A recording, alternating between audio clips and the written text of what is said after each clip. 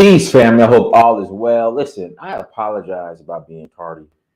I apologize. I had a couple things come up before I started this live. I had a couple things come up, so once again, I apologize about being tardy. Do me a favor, hit that like button. Please hit that like button. Also, please share, subscribe. Visit dynastymir.com. Visit dynastymir.com. Let me close out some of these windows real quick. Give me a second. Let me close out some of these windows. I got a lot going on here on my let's see here, my browser. Got too many windows open. It's convoluted. It's very, very, very busy. So let me close some of this stuff out. But do me a favor, hit the like button, also share, also subscribe. Please visit dynastymir.com. Also, tours. A couple tours coming up. Sierra Leone, November 20th through December 3rd. Sierra Leone, November 20th through December 3rd. And then we are also rolling to Nigeria, August 8th through the 17th. August 8th through the 17th. We are rolling to Nigeria, August 8th through the 17th. No, listen, I'm gonna get into the topic here shortly, Frenchie, because there was a caller. Flip, yes, it was Flip Wilson. That was me and UFO Gaming. We'll talk crypto later. Flip, we could talk crypto later. But Flip, real quick, what are your thoughts on UFO Gaming? And guys, this is not investing advice, or this is not financial advice. Do your own research. Again, this is not financial advice. Do your own research. But Flip, what are your thoughts on UFO Gaming? So give me your opinion on that, Flip. I know I'm getting distracted now. Flip, we should have brought that up. I'm getting distracted now. I could talk crypto all day. But guys, once again, hit that like button. Also share and subscribe. Again, hit that like button. Take your finger. Hit that like button. Again, take your finger and hit that like button. I will greatly appreciate it because, whoa, man, I'm on the fence. To be honest, I have 50K in the project and lost. Whoa, Flip. And guys, this is, if you're into gaming, Flip, if you're into gaming, all right? Because the problem, guys, I'm distracted now. I'm sorry, but we're going to get back on topic. Flip, the issue I have with UFO Gaming, and again, guys, this is not financial advice. Do your own research. Mystic, we're going to get into that. The issue I have with UFO Gaming is you don't know who the dev team is. You have no clue who the dev team is. So I ended up pulling out of UFO Gaming. The project, Flip, to look at for play to earn gaming is Bezoge. Bezoge. Bezoge. Bezoge. Look into that. Okay, let's get back on topic. Oh, you bought at the top. That's why it happens, Flip. So let's get back on topic. Look into Bezoge. Trust me, Flip. Look into Bezoge. Guys, hit the like button, share, subscribe. Also, someone just asked, Dynast, where do you get your shirts from? Where do you get your shirts from? Check out Ileamir, Ileamir. Ileamir.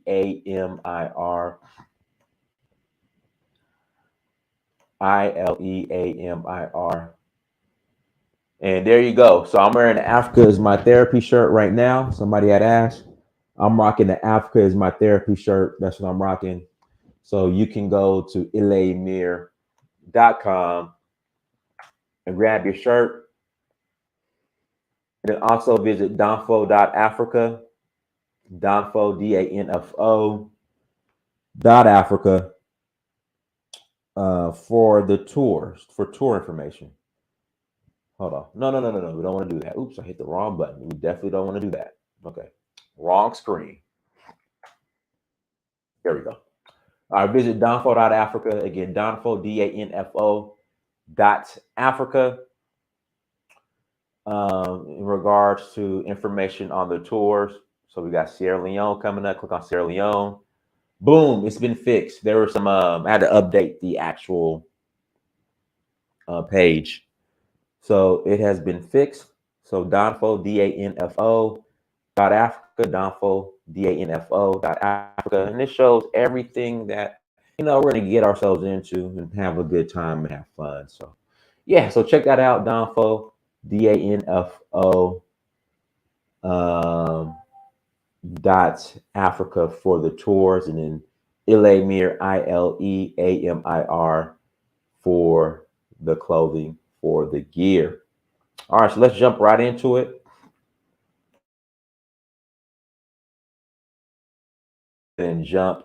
Let's go ahead and jump right into it. So today's topic: what does Akon owe Black America? Let me open this up. Let me open this up a little bit. There we go. Let me open that up. Let me open this one up too. There we go. Let me open that up a little bit. So a caller called in yesterday, and he was saying that since Akon grew up in America, I guess became wealthy off of Black.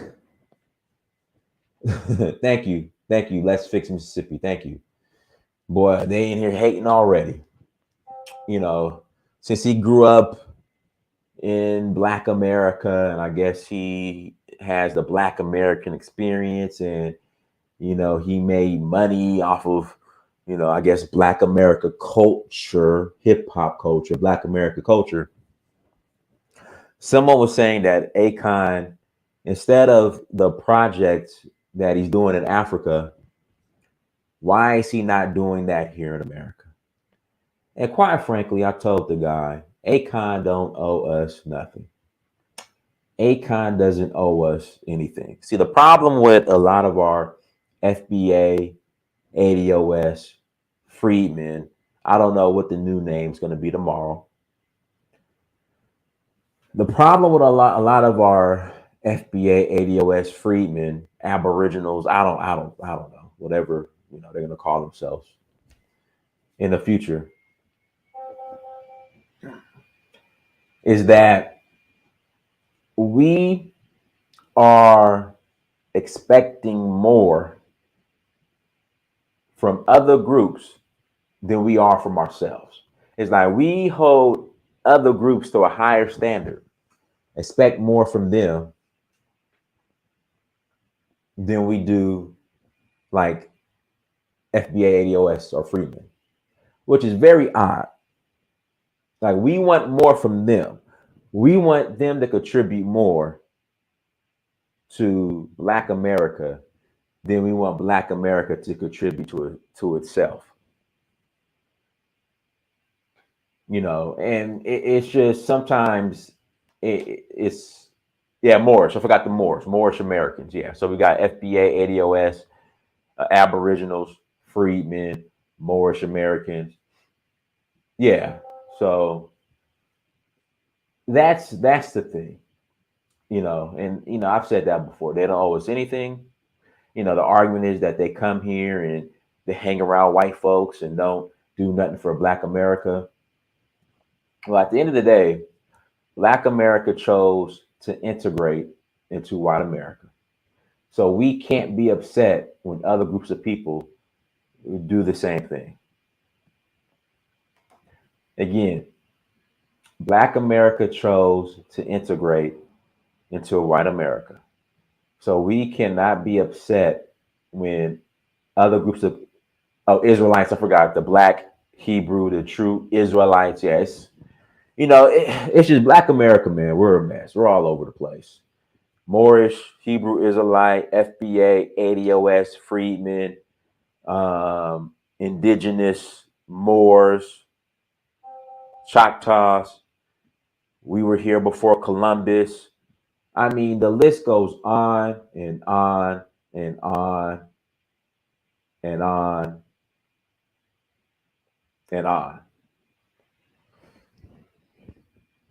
So again, Black America has to clean house within Black America and do more for itself than we are expecting from these other groups. And like I said, I forgot the guy's name. He came on yesterday and he was just like, man, why is Akon building all these projects in Africa? Man, he got rich here in America. He owed Black America. That's the argument. Why ain't these Black immigrants building in Black America?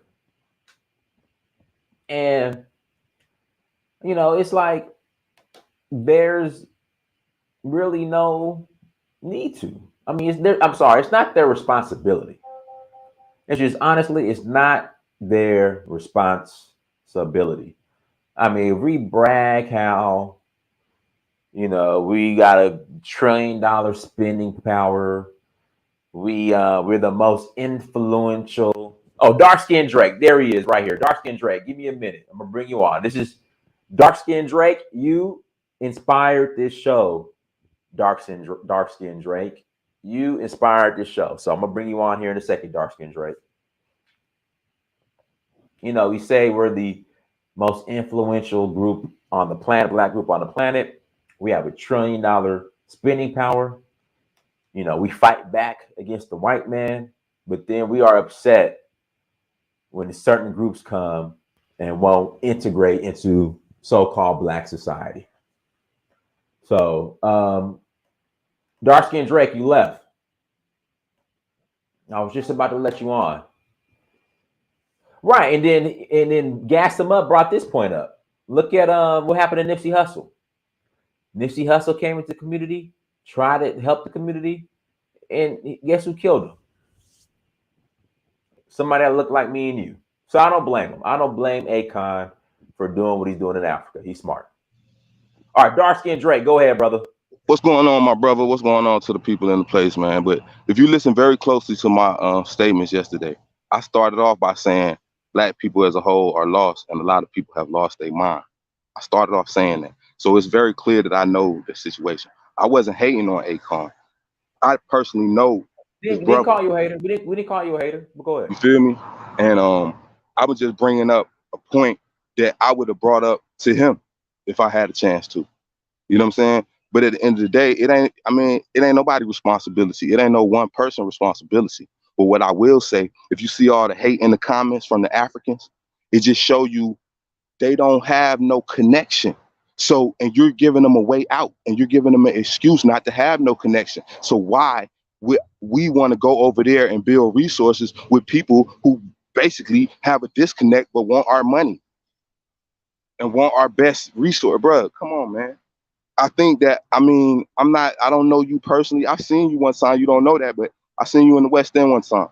But the thing about it is, Oh, for bro, real? I'm not one of these people that's apologists for Africans, bro, or apologists for Africans Americans, or whatever they want to call themselves. Because at the end of the day, everybody got to toe their own line. But if you see the hate, I'm not gonna act like I don't see it, bro. That's what I'm Okay. talking about. I'm not gonna apologize. You, Like you, a brother who probably went to the continent, you feel a certain way because they accept you because you're upright doing things for them and whatever. So yeah, they're gonna accept you. But besides that, they're not opening their arms to nobody like that. And then it's not. Come on, bro. I've been in the Black community my whole life. I've been in the African community even pretty much longer than that. If y'all want to claim that that's the original place. So what? At the end of the day, I seen it, bro. We got a lot of problems throughout the community, the whole diaspora. But when they come over here and misappropriate our culture or whatever they want to call it, and then like that, and then capitalize off it, what you call that, bro? That's a sellout. yeah, but aren't I guess Black American rappers doing it much at a larger scale? But they are the one who are affected the most. That's why they doing it. They the one brainwashed the most. You would think that the ones that's coming from Africa or wherever would have more respect and more knowledge about what they doing, rather than just being a crab in the bucket like everybody else. Mm. They already coming with the mentality that they don't want to deal with Black Americans, but want everything America But has to that's offer, bro. but that's not really true, man. That hasn't been my I'm my not my saying, listen, experience with it. you're right. That's not, I know a lot of cool Africans. I'm not trying to cause no hate or nothing, but I'm just Right. being just real, bro. You see, Okay. you can't be an apologist when you can't play the fence. You got to be real. Even if I'm dealing with an African, I'm gonna let them know, man, your people got a culture of selling me out. So I gotta watch you. I'm not gonna sit back and act like we super duper cool and all that when I know you got a history of selling my people out. And dark skin Drake, we've been covering on this channel a lot lately the role Africans played in the slave trade. So trust me, I get it. So I'm not one of these people, bro. I got real intimate relationships with a lot of individuals and stuff like that, entities and things like that. Matter of fact, what I'm saying, I'm gonna use your platform, man. I don't know what's going on with Shaka Zulu right now, man, but my prayers to him and his family, man. Okay. Let me ask you, how's good he brother. doing? I know we got. Did they find the shooter yet? I think they immediately found the shooter, from what I heard, but I don't know the whole incident, and I'm just putting out good vibes to the brother. You know what I'm saying? But the thing about it, right, is that a lot of times blacks are just blacks. When you come to America, you're black. They don't care if you're from Brazil. They don't care. So you're just gonna integrate into that society. Most times, the people that are in that society just start identifying as black instead of, oh, I'm Senegalese, I'm Kenyan, I'm Nigerian, because they have already assimilated to the culture. I know plenty of Africans in Atlanta, just where you at right now. They know that they African, but they don't speak their native language as much. They don't. They more in touch with being going through a black experience, being in and out of jail and everything. So, like, isn't that the topic of your story from yesterday? I agree. We did the show yesterday. As far as you know. So with that being said, I'm not sitting up there trying to make it just because they melanin ain't no different than mine. But at the same time, they melanin ain't no more holier than thou. Because on the same panel, you had some, I don't know if he's a guy with African, one minute he married, I don't know what he was. But he sat there and he even gave props to the African Americans, so-called African Americans, that we have advanced the melanation of the diaspora way more than so-called Africans. He even said that. So I'm not gonna let that go unnegated. Like, we're not gonna act like these Africans ain't coming over here to get that sauce. So don't play these games and just make it seem like, we, because we wearing dashiki robes and all that there, and we showing props, that at the end of the day, we sitting up there forgetting our culture, or because everybody already lost, bro. I already told you that. We lost our minds. So why would I let your loss be better than mine? No, you're right. Okay. I mean, listen. You make a great point.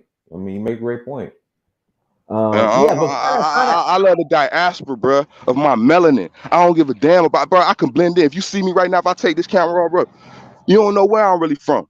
And the people that know me, I know who. But some people, bro, it's gonna cause a lot of animosity, bro. Cause what I told you about yesterday, bro.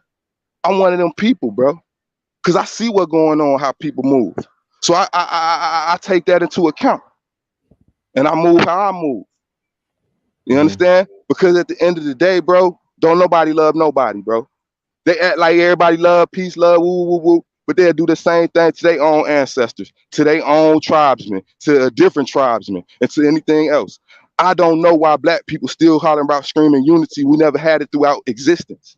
I just don't know. Let's try to unify now, bro. I mean, we have our differences. I just don't know. I don't know if that's a real common goal, Mr. Dinas. I think that everybody is communal, bro. Just like you on YouTube, you got a community on here. Now, if you go viral, it'll be a whole nother community. And if that other community is stronger than your community, they're going to push their narrative against you.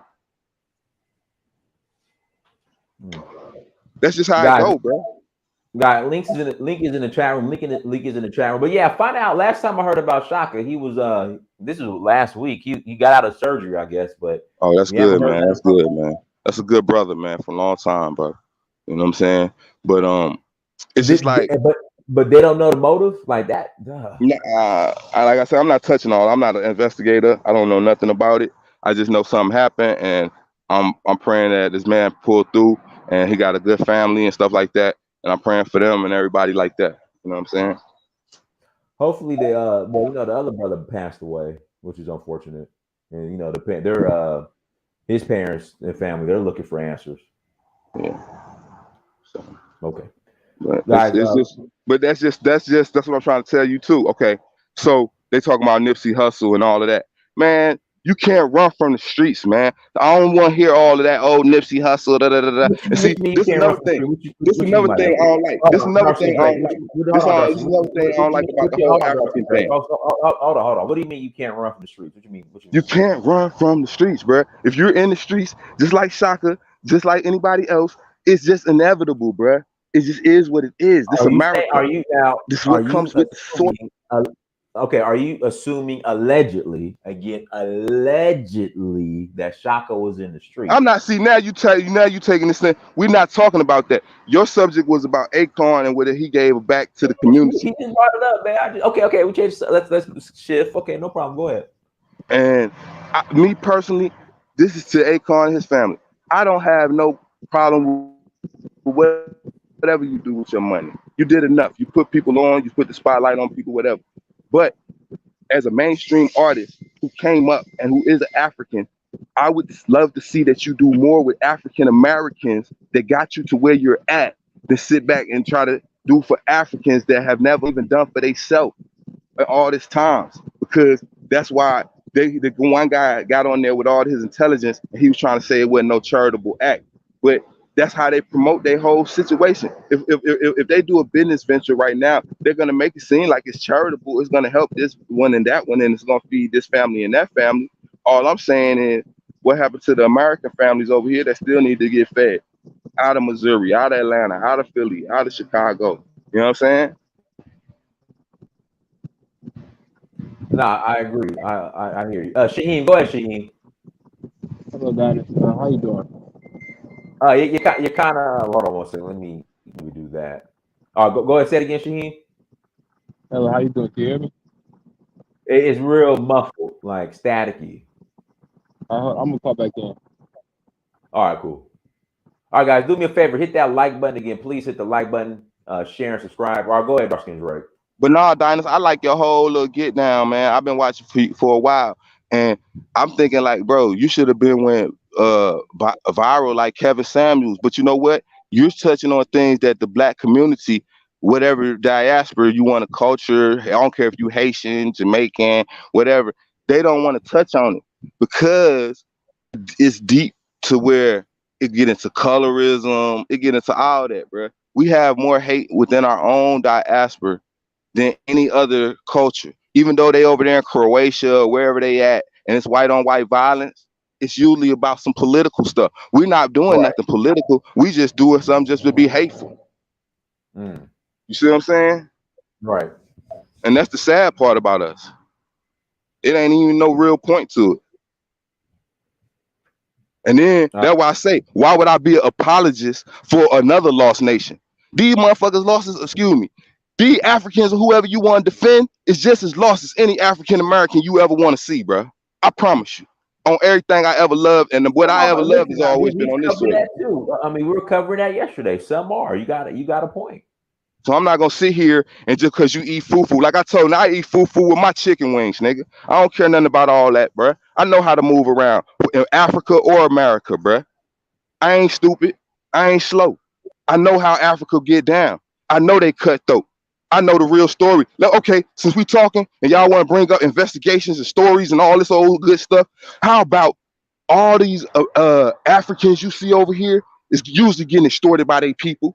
Yeah, if they leave their kids back over there in Africa, they're like, if you don't send a certain amount, this kid ain't gonna you ain't gonna see tomorrow. We ain't talking about those stories though.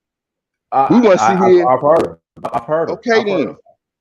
Okay then. So don't leave CBI, bro. I'm deeply entrenched, bro. So don't be, oh, I'm just saying this because I'm a hateful American and I want through my experiences.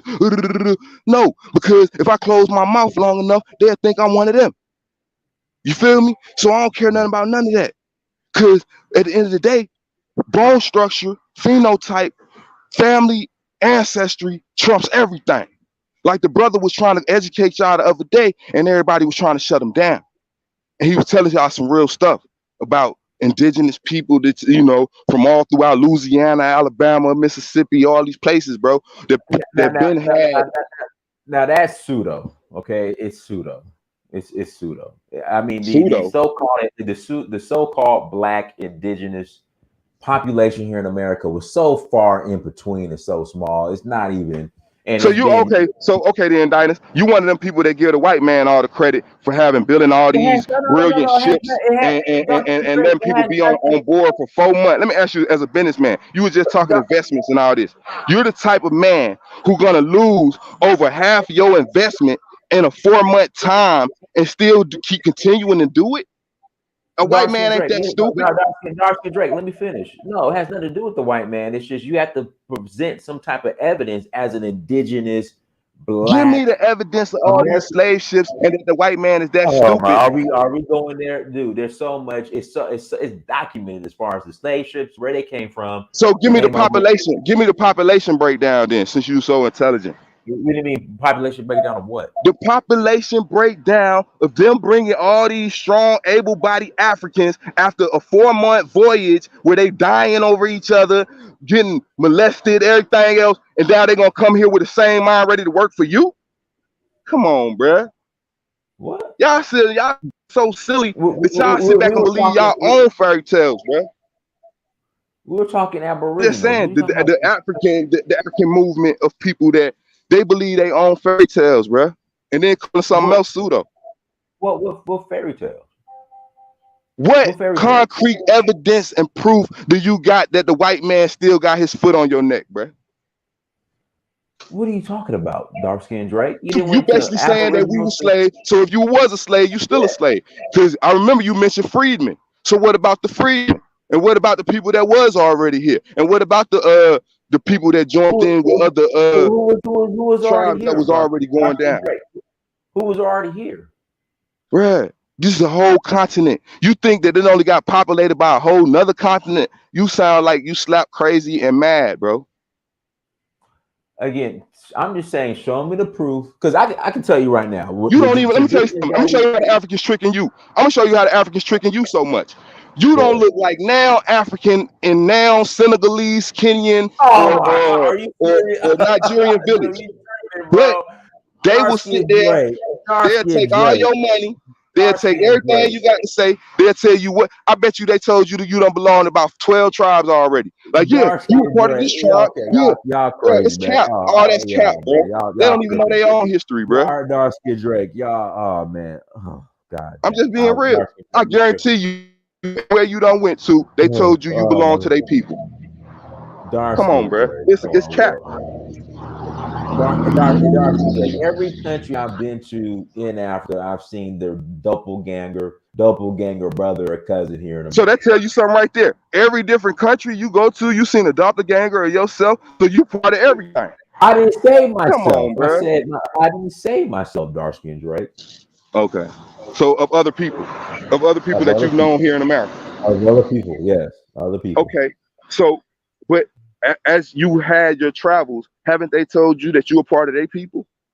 I'm pretty sure that's came across. That's why you invested in it, right? I mean, yes, because people look the same. I mean, people have similar phenotypes, like you said. So now you agree that people have similar phenotype, but they might not even be nowhere related. Are you agreeing to that, or you just now? What are you saying? Oh, let me bring it on. Come on, bro. Come on, dark skin Drake. Come on. All right, Black Line. Go ahead, Black Line. Hey, thanks for having me on. But the thing is, we're kind of getting on subject here. Your podcast. Hey, Black Line, you got like a lot of background noise. Black Line, you got a lot of background noise. Or you kind of real low, or we can barely hear you. Sorry, can you hear me? You're going in and out now. Can you hear me? You're going in and out now. Sorry. Hey, look, man, I'm not trying to change your narrative or nothing like that, bro. I'm just trying to show you that, bro, we are a multifaceted diaspora. And when we sit here and negate the fact that history is what it is, history, we make our own history, bro. The history that you making on your YouTube channel is your own unique history. It ain't your child history. It ain't your father history. It's what you're doing for yourself. So why would you give the credit to your son or give the credit to your father when you the one making your own history? What are you talking about, dark skin Drake? What? Okay, is that going over anybody's head? What I just said? Yes. Well, I don't know what to say then. We didn't went from Shaka Zulu, I hope the brother's okay, to we the Aboriginals. Oh man, okay. Hold on 1 second. Let me bring Shaw here. Go ahead, Shay. Go ahead, Shaw. Unmute yourself, Shaw. What's going on, y'all? Dark Skin Drake. I mean, brother, come on. I mean, it's not even somewhere in between that there was, a few. I don't know what you even saying, but it's all off. I'm just So if saying. you don't know what I'm saying, how is it all off, my brother? Explain to me that, and then we'll conversate.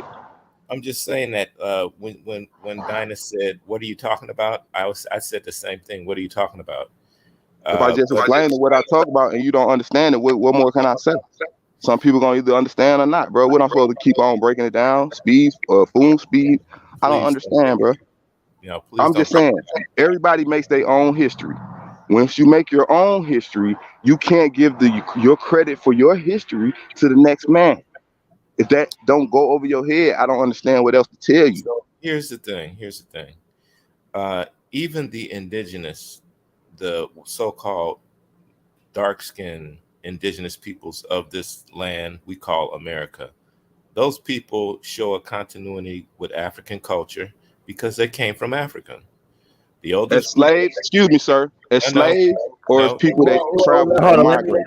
If I can interject real quick, that's exactly what I was gonna say. All of these so-called, we was already here first, from the food to the art. I mean, you name it. I could But you point just said it, back my to brother. West You just said a Africa. doppelganger. Can you bring up on the screen exactly? Because then you went over a lot of people here. Everybody not that intelligent. A doppelganger is two separate individuals from two separate. They could even be from two separate cultures. They're just people that look exactly the same. If you didn't explain that, then Right. now From what? you're gonna Yeah. sit Right. there and lose a lot of people. Because they are basically the same. That's The not true. albino. That's not no basically. That's contradictory, bruh, No, to being the doppelganger. wait a Because minute. if they were the same, they'd be called twins, and even twins No, ain't the let me same. say this. Listen close. All the people in the world that we know today as human beings came from Africa, and they came from Africa with the short people from the rainforest, and the short people later moved to the desert. Those people populated the world. Okay, let's get Okay, that. everybody talk Even if about we Africa. don't Let me have ask you something, sir. Was it South you, Africa, East Africa, Morocco? Because the light skinned and Libyans, they got a claim on Africa too. that came later, The much Arabs, later. We're talking about a long, long, long time ago. We're talking about when there was only the Twa, Khoisan, the Twa people. Those are the first people of this planet I ain't even that gonna lie might. to you, my brother. You lost me. I can't even go back that far with. I'm not You could into check all that Anta Diop. archaeology and all that. That's Look at good if Sheikh you Anta into that. Diop. He But shows all I know 60 my relatives. people. I know my people from the Tennessee mountains and all that. And Okay, so so but Okay. I'm Okay. just So saying, hold on. all you Hold on. gotta do is go to the Hold on. Smithsonian. All you gotta So do is so go to the so so Smithsonian, like my mom so did, bro, and you so, could get a dark, lot of knowledge. so dark skin Drake, you're saying that you're an indigenous American. On my mother's side, I Oh. will say that. On my father's side, I ain't really did the whole research and genealogy, but So that's I'm what. hearing different things on that side too. So why? So if you're an indigenous American, why are you so mad at Akon?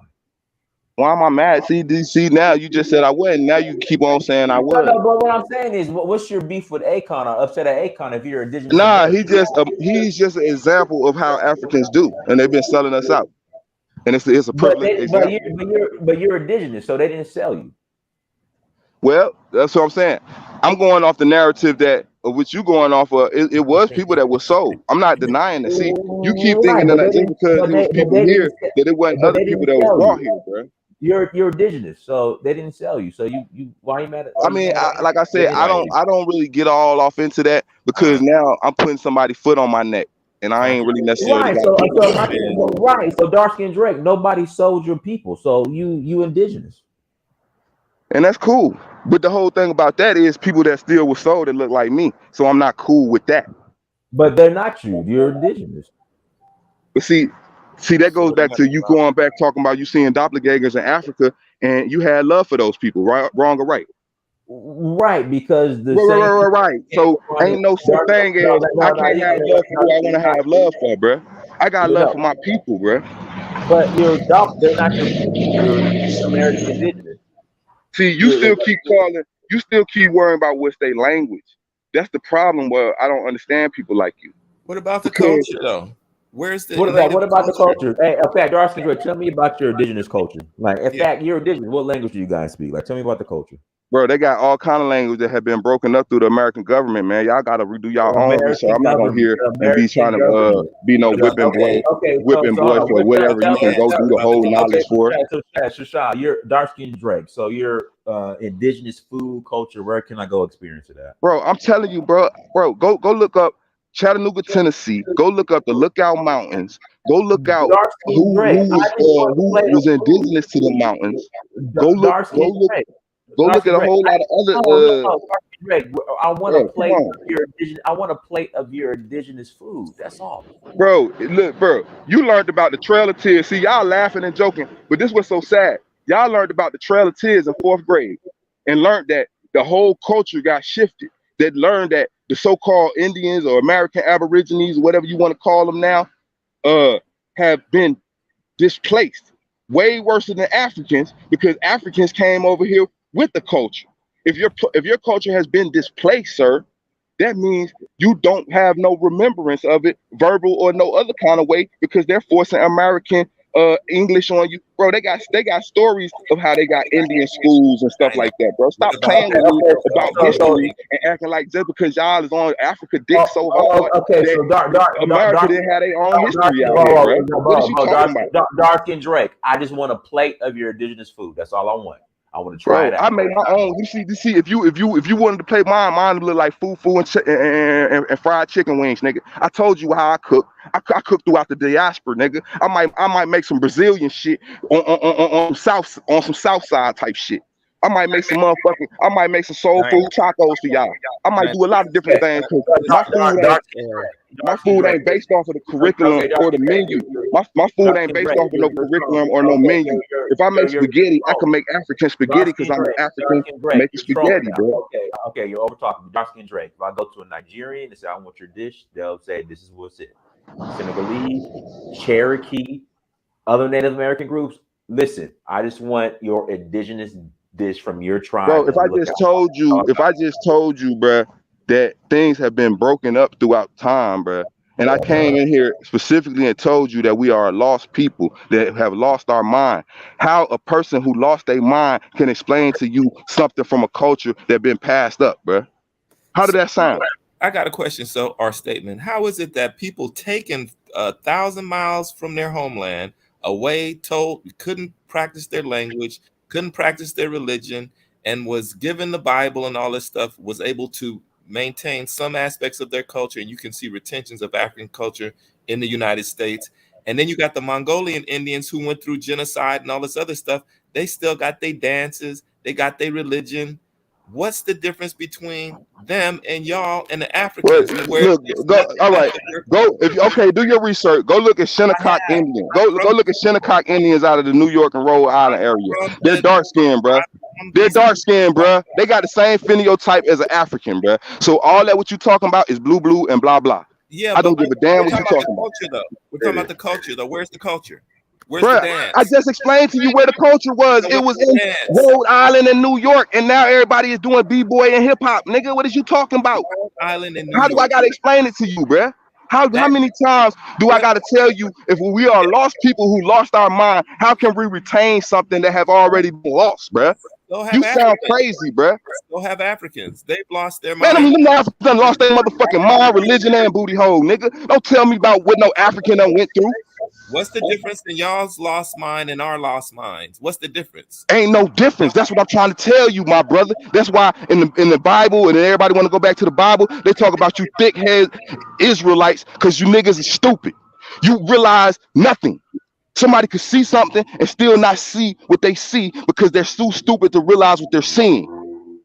Okay, so you're smart and you see what you see. So I'm just asking, where is it? Because my people. I just told, bro. I'm not your parent. I'm not your guardian. I'm not even responsible for you, bro. I'm not gonna keep repeating what I just said. If you don't get it, ask Dinas. If you don't get it, I don't know what to tell you, bro. Dinas, do you understand? I'm lost. I mean, I'm confused. All I want is a plate of his indigenous food. I just want to try it out. That's all. That's all I want to do. But you can eat all this African shit. Man, them niggas giving you monkey brains and everything. Man, that shit ain't a dick, man. That shit, man. All right, bro. Y'all killing me, bro. I can give you some soul food right now. I can give you a soul food plate and tell you in this indigenous plate, you're gonna make up, oh no, this came from Africa, because they got collard greens over there too. Okay, so are you saying indigenous Man, y'all food? kill me with that. So are you saying indigenous food from the mountain in Tennessee is soul food? So like, that's indigenous food. You said what? So the indigenous food of your tribe is soul food. That's what you're saying? So let me ask you this. You think that because you see a Mexican eating a taco, you say, that's indigenous to Mexico. Oh, they brought tacos to the world. What else and this is not to get on a racial thing, because I like y'all Latinas and chicas out there in the world. Okay, cool. But the whole thing about it is, besides food, how can you identify a Mexican besides how they look? If I threw a Mexican in an Arab country, would you know he's a Mexican or an Arab? So I would in some ways agree with you in this sense. I would agree in this sense that the continuity of African culture mixed in, it's a continuity. So the indigenous peoples of this country are similar to Africans on the continent, and that's why those cultures mix so easily together, and you don't see the retention so strong. Because I'm gonna tell you, my grandmother told me her great grandmother, or her grandmother, my grandmother's grandmother. My grandmother's born in the 1920s. Her grandmother, she was afraid of her because she didn't really know her. All she remembers about her is that she spoke a different language. She didn't wear shoes, and she had a band. She wore a band around her head with a feather coming up the back. Now, when I went to the Congo in 1986, my teacher pointed out to me, he says, you see, this ethnic group was about 10 different ethnic groups performing their dance and music at a government facility. And so there's a black woman with her hair was braided down on both sides, and she had a band around her head with one feather coming up the back of the band up around her head, like Pocahontas. This was in the Congo. So I'm saying, is that a coincidence? I don't know what the fuck it is. Man, I gotta research. People, let me tell you something. Like I just told you, is it a coincidence that your father got his own history and your son got his own history and you got your own history, or is it just a fact? Is it a coincidence or is it a fact? Which one is it? Think fast now. Hurry up. Of African culture. It's the continuity of African culture. That's what it is. Okay, then. So why would I sit back and give somebody props for something that they did not discover? You're African people in the United States. The indigenous peoples of the indigenous peoples were African people, period. That's it. End of discussion. Okay, then. But we still talking about slavery and crackers having their foot on our neck. Is that true? Yes or no? Everybody knows that's true. Okay, then. So why are we making all this rigmarole about it? Did it go on, and that do people on the African continent are still considered sellouts to people over here who they sold out?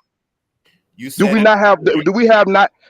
we not gripe about that? Have you heard anybody from Rwanda or Tanzania or Mozambique or all of these beautiful places? Have you ever heard they had a crusade to come to America to save one African American from slavery? But you answered. Why didn't it exist during slavery? It didn't exist. I'm just saying, bro. Did you hear about these glorious stories of these African tribes coming back to get their tribal people? You already because they sold us out earlier. You said that the Native Americans lost their mind here. They were all messed up. That happened to us and on the continent. All right, then. So now we agree to the same. We're back to the same part that I initially started with. If we have already lost our mind, stop asking me for indigenous recipes, bro, and all that weird shit. Because we know that all that shit they serving you is some made up shit anyway. So dark skin Drake. So we could agree that basically you and your tribe from Tennessee, y'all batshit crazy since you lost your mind. Is that what you're saying? I guess, bro. If you want to reduce it to that, if you want to reduce it to that and be like, so whatever, because I'm not on your side, I'm not against you, my brother. But I'm just not seeing it like how you see it. That's cool, bro. I just want to play to your indigenous food. That's all I told you. I make what I make as a black man. It's gonna be indigenous anyway. See, this where you lost. This where you losing that, right? Because you're thinking that Africa is gonna give you redemption. It's gonna give you, bro. They can't redeem themselves, bro. they don't even identify themselves. Nipsey Hussle didn't identify as Eritrean until after he died, bro. Nobody in America okay, Darcy and Drake, Nobody is walking around America with a Nigerian flag hanging out. Darcy and Drake, how can somebody identify something as something once they're dead? After they're dead, how can they identify something after you're dead? But are you gonna let me answer that? Are you gonna let me answer that? Go ahead. Because the Eritrean people of that country did not start outwardly showing Nipsey love until they found out he was Eritrean. That's how, sir. But you said after he died. That happened after he died, sir. Okay, hold on. Okay. So others identified him, he didn't. No, they recognized him as a black rolling 60 Crip, fool. He was a black rolling 60 Crip, period. All right, see, so y'all trying to make things out of things that wasn't there, bro. Okay, hold on one second. Can we get back to the subject, please? Yeah, go ahead, That is Blackline. the Go ahead. subject. That's the subject. No, because Africans have blended into America, and once it's convenient for them, they reach back to Africa because they running for the problems of America. That's why they keep saying that you're gonna end up like Nipsey, because Nipsey is the shame of Africa. Okay. Somebody that blended in so much with America and gave back so much to Americans. Golly. Dark-skinned Drake, this is Nipsey Hussle in Eritrea while he was alive. God. That's him in Eritrea while he was alive, right there. He was right there in Eritrea when he was alive. They gave him a huge welcoming. He used to go back to Eritrea back when he was in high school, adult life. You know that. So I just okay. All right, hey Darcy and Drake, brother, we appreciate you coming on, man. You know, good luck to you and your indigenous tribe. And again, I'll love to have some of that indigenous food. All right, brother, we'll talk to you later. All right, Black Lion, go ahead. Okay, thank you. My God, he was literally like. Before I say anything, I gotta say real quick. But Black Lion, you understand? Like this is like a growing demographic in Black American society, right? Yes. Oh no, it's true. This is if we like. You see, he is literally the byproduct, not just only of African American culture. Let me say this, Black Lion, not to cut you off. He's the byproduct of Renuko Rashidi, this other dude that were here before Columbus. Like he's the byproduct of that. Oh no, I'll take it a step further. Like no, this Renuko Rashidi, but he's literally the byproduct of what Karji Woodson called the miseducation of the Negro. He's literally the perfect example of that. He's literally the perfect example of that. He couldn't answer no logical questions. You ask him just a plate of basic food recipes, which is not hard, like any basic ass cookbook you can find online or in person. He was literally the best byproduct of what Karji Woodson was predicting for the Black community if African Americans were not taught their proper history. He was literally the perfect example of that. And I wish you guys wouldn't debate with him, because one thing, in the way you and Shaw were talking, try to talk to him and try to convince or make him think, he was literally like the quote from Mark Twain. And one thing Mark Twain said, you never ever debate or argue with a fool, because they'll bring you down to their level and beat you with their own experience. That's what it's like. I have a hard time talking to certain Black people because, like, believe what you want, because I can't deal with stupid. He brought my intelligence way down. Just keep talking, because the way he sounded like he was from the streets. It's like, dude, I can't communicate with you with that kind of talk. I can't do it. But anyway, let's get back to the subject at hand. Does Akon own Black America? No. Shoot, if anything, I'm too grateful for him, because he's one of the few African American or African celebrities who actually convinced, or at least tried to convince African Americans why they should go to Africa. He was on lots of podcasts. He was on Vlad TV. He literally said, it's like, you can literally go to Africa and build what you can never build here. You're never going to be treated like a decent human being in this country. He was in America. He was in America long enough to see that kind of reality. We were here like for 400 years. He was only here like for what, less than like maybe 10 or 15 or 20, depends. But he already saw the reality in that short amount of time. We can't see it because he was exposed to racism. He was exposed to real positivity and culture. That's the difference between the average African American celebrity and him. So he was exposed to positivity. So of course, in a way, him seeing the average African American be treated like garbage is kind of like it's so foreign. It's like why you guys tolerating this? He's actually giving African Americans like a lot of other celebrities, African or African American, regardless, another way out. He's saying you can literally build your own city. You can literally build your own business or your own business, your own institutions a lot more easily and a lot more effectively. And one thing he said when he was talking to that British sister about building Akon City. He's like, it wasn't African Americans not for African Americans. It's not for us. And we can be mad, upset, like he doesn't know us anything. And we should be grateful in a way because at least he's telling us there's a way out. A lot of our own celebrities in our own community are selling us out. He's telling us how to get out.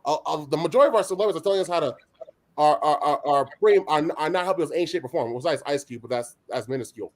He's giving us a way out. A lot of But celebrities don't we owe each other? We owe each other,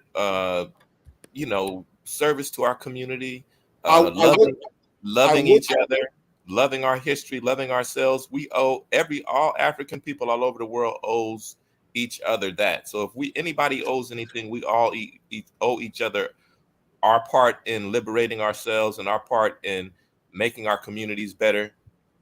And I agree. I'm not. I agree, but the same time, we don't honestly at this point, especially in America, we only owe the people who are sure we only owe the people who are willing to fight for that kind of freedom, or at least willing to leave and attain that freedom, if it's in the continent, whatever. But we're our ancestors, because at least we can do as much as we can compared to what our ancestors can never do. What we can do now, if they were around, they'll see what we can do is like a damn dream to them, because that's how bad it was.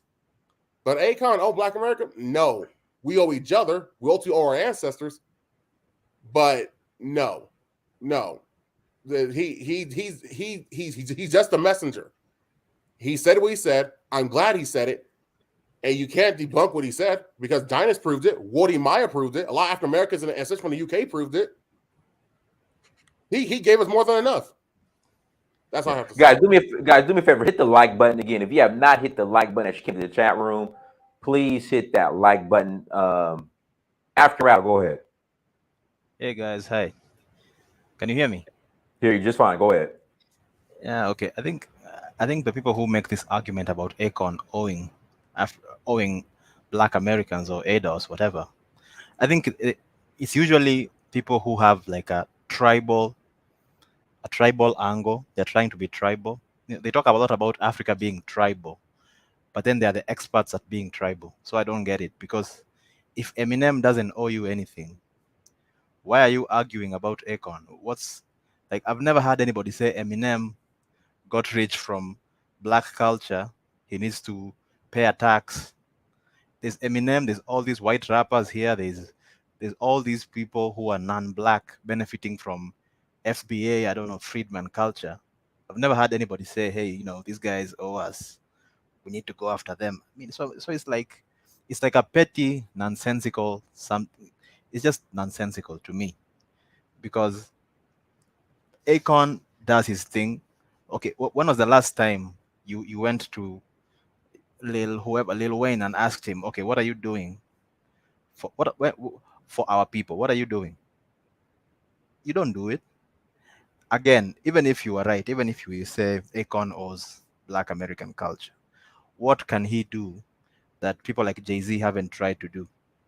Jay-Z tried to give you Bitcoin courses, you didn't want them. Other people tried to do a lot of things. Like Steve Harvey told a story about why he went to the White House to meet Trump, because he wanted to work with Ben Carson to build the HUD department so that he can train young Black American students and he was called all types of sellouts. So what can he do? Ice Cube, we know what went down with Ice Cube. So what was Akon supposed to do? What is Akon supposed to do that is so special that these ADOS men are trying to do that, but you keep hating on them? So I just don't get it. It's just tribalism. It's just nonsense. It's just people trying to push that FBA ADOS nonsense. And I'm like, you are responsible for yourself. Burna Yeah, Boy, we are I'm responsible for African. each other still, I'm though. African. Burna Boy does not owe me anything. He's successful. He's building African Nigeria. people are Doesn't owe me responsible anything. for Africa. Hey, Shah, there's an echo coming from you, Shah. Go ahead, African Rattle. So I mean, this idea of people owe you, people listen. You can, I think it's about, sometimes you can nuance it. You can say, look, you can say, okay, this guy has come to our community. He's used our culture. We can talk to him and tell him, hey, we need this, because who's making more money right now than Drake? Drake is making the most money. He's not even American. He's Canadian. You can approach that guy and say, hey, Drake, instead of spending 30 million on a European company, investing in a European company, how about you put 5 million in this hood project? It's about tone. But if you show up and say, oh, you owe us and all these other things and all, maybe he does. But do you notice nobody's after the white people and the light skinned people? Dark skinned Drake, who was here, he's not talking about his light skinned hero, what he owes. He's going after an African. So I'm like, soon we will start to hear, Afrobeat is blowing up. We'll start to hear FBA people talking about, Afrobeat blew up because FBA. And I'm like, Afrobeat has been around for 12 years, 15 years. Afrobeat has been around for 60, because there's a difference between Afrobeat and Afrobeats. But it's nonsensical. This FBA stuff, it's gotten too far. So that's all I have to say, guys. All right, go ahead, JV. Go ahead, JV. Unmute yourself. I mean, I heard. Yeah, can you hear me? Yeah, go ahead. Can you hear me? All right. So, I mean, the question in regards to just if Akon owes Black Americans anything. I mean, it's a pretty it's a pretty nuanced question, and his answer before. I'm unsure who was talking before. I think it was the African battle, but some of his points are pretty good. I was gonna raise some of those points as well. Like, there's been a lot of, I get it, right? Like Akon is a entertainer. He's come here and made music, right? Like Afrobeat music specifically, or just hip hop music specifically. He's benefited off of the culture and stuff like that, right? But same thing, like what he said. Nobody really approaches people like, Drake is the biggest one, right?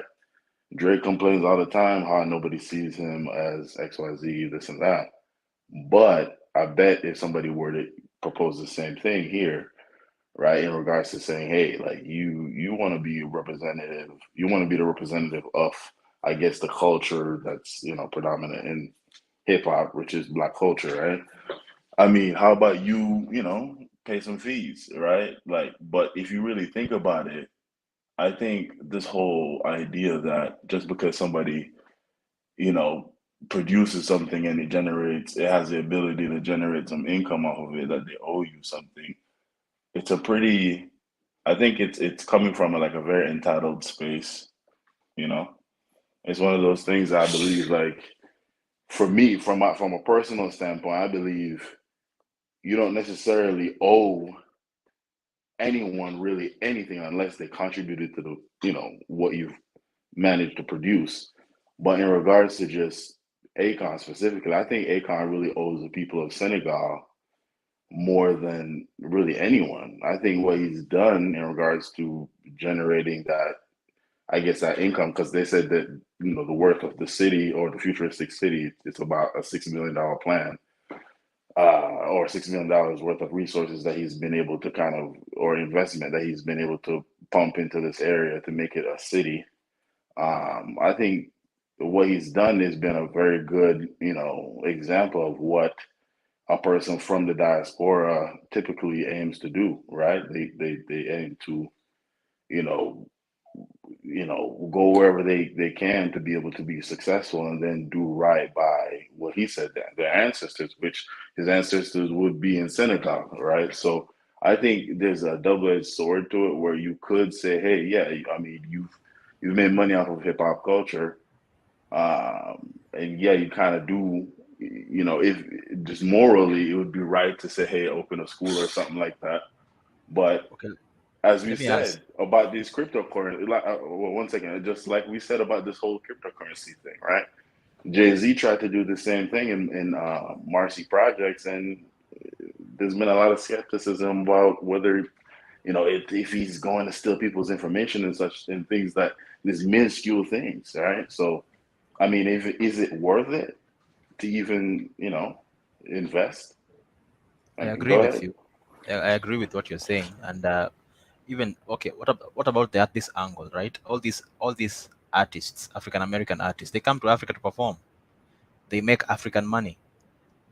So what do they owe us? Do they owe us anything? Like, should we start taxing them? Like, what's the deal? Like, I I mean, saw. even if I mean, even go ahead, go yeah. ahead. So no, I agree with you what you're saying. So I'm like, it's so nonsensical because I had a chat with somebody saying the other day that Africans owe reparations to Black Americans, and I'm like, okay, because we've harmed you and blah blah blah, and I'm like, okay, so what about all these anti-African, the foreign policy? There's a lot of bad foreign policy by African American people who work for the government. I, I would So say that, right? I would what say that about? because, So yeah, I what do would say you that. I would agree there. what do you owe us there? So okay, we can give you a check and then you give us a check back and then we cancel each other Uh, because are you comparing that to? Do I still have an echo? No, you're No, good now. You're good. Okay. So are you comparing that to families that were involved in the slave trade? And I'm not big on that. That to me, that's not a place that we should be I trying to. wouldn't say. I wouldn't say. I wouldn't say. I wouldn't say it's a But comparison. I would you say can't it's a. compare It's a. that. It's a. I wouldn't say it's a comparison, but I would say that look at how much involvement that we, or I'd say just African Americans have in regards to just what you said, foreign policy, right? In regards to just countries outside of America, or obviously it's foreign policy, so you're dealing with countries in different regions, right? These deals aren't typically beneficial or mutually beneficial to countries, right? So in reality, in the construction of these deals or in the agreement of procuring certain things via militaristic means or whatever else means, it causes also a destruction of families. So you could say, I don't say I don't agree. Obviously, I don't agree with the fact that the whole slavery thing transpired or chattel slavery in That's general. like I don't. let me But what answer your I'm let's saying question, is, Sha. put you could Mobutu. say it's damaging on both sides, right? You could Right, but say that's like foreign holding policies. Mobutu responsible for all of the shit he did in the Congo, holding Mobutu, when in fact that he's really not. To me, he's not African in the sense that he's just doing he's doing the bidding of the Western world. So he's just an arm of the Western world, just like a coon or somebody But who's you educated have to be in the complicit, United right? States is an arm of the United States government. They're not even, they're not a part of the people. You got to see them in a different way than, Yeah, let, that. let me add No, let me add no, let me no. add, let me add to your point, To Sha. be a coon, you have to be complicit. You have to be complicit with an agenda. So what I'm saying is, you do have to share some blame there. You can't Yeah, what negate blame because you're a coon. What? what I'm saying is like what I'm saying. I was trying to say to that. What Shah said was like, okay, this idea, what you said about Mobutu. Mobutu was someone's puppet, right?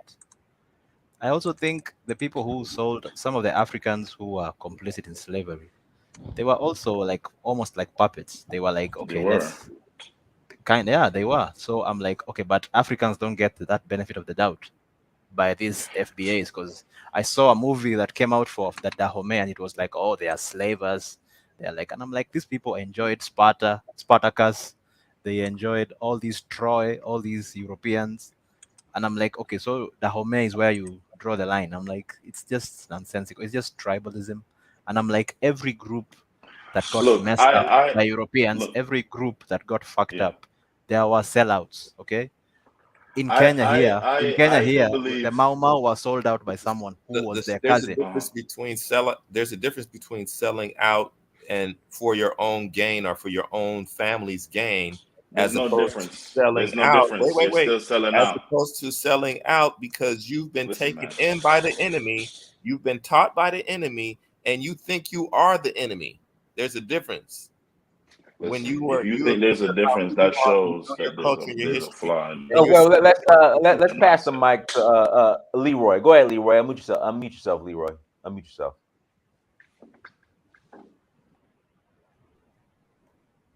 Hello? Yeah, go ahead. All right, my thing is this with Akon and his city and his Bitcoin currency is who's really running the show behind it all? What's the point of him creating something that he's not owning that the Europeans or the Chinese is really running the show and it's not bringing anything to the economy?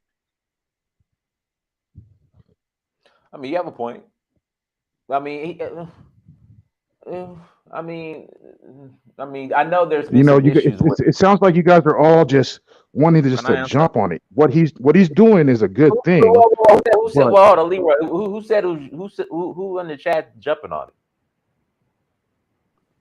well, I'm talking about the whole point of what he's doing and who owes who what.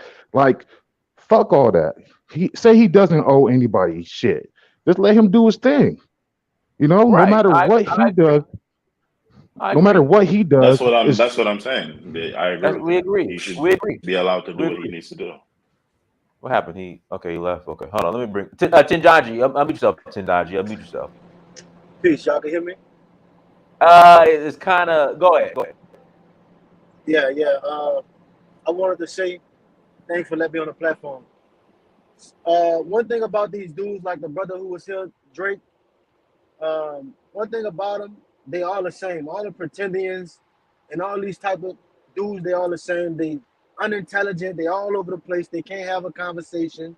You know what I'm saying? Like Dinus, you said, well, you're not African, so why it matter to you? He said verbatim, well, I'm not gonna get into that. How the fuck how you not gonna get into that? That shut down your whole argument. How you not gonna get into the fact that you arguing for something that you don't even think you're a part of? You constantly referencing the slave trade, but you don't even think it happened. But I'm arguing from that side. How you gonna argue from a side you're not even on? You know what I'm saying? So that's one. It's like all these dudes the same. It's like he they contradicting themselves constantly. He holding Africans to a higher standard than he hold Black Americans. Like you brought up something. He said, well, the Africans they got their culture. They should come and they should respect. But it's like we doing the same shit. We talking about Akon and he old people and he don't put on Black Americans and all this shit. He put on young greatness from my city, from New Orleans, basically a nobody. Put this man Exactly. on. That man had a hit.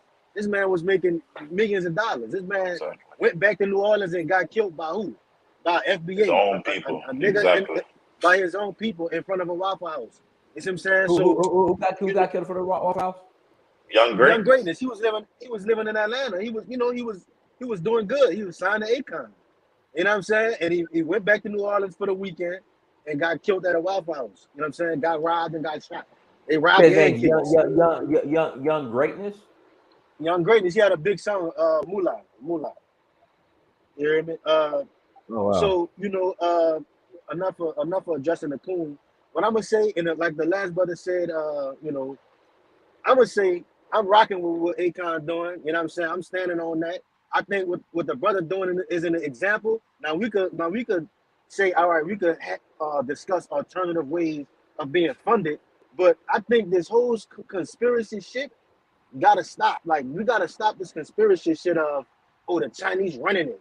We don't know what's going on because if you get money from somebody and they running it, I own a business. Several of y'all probably business owners.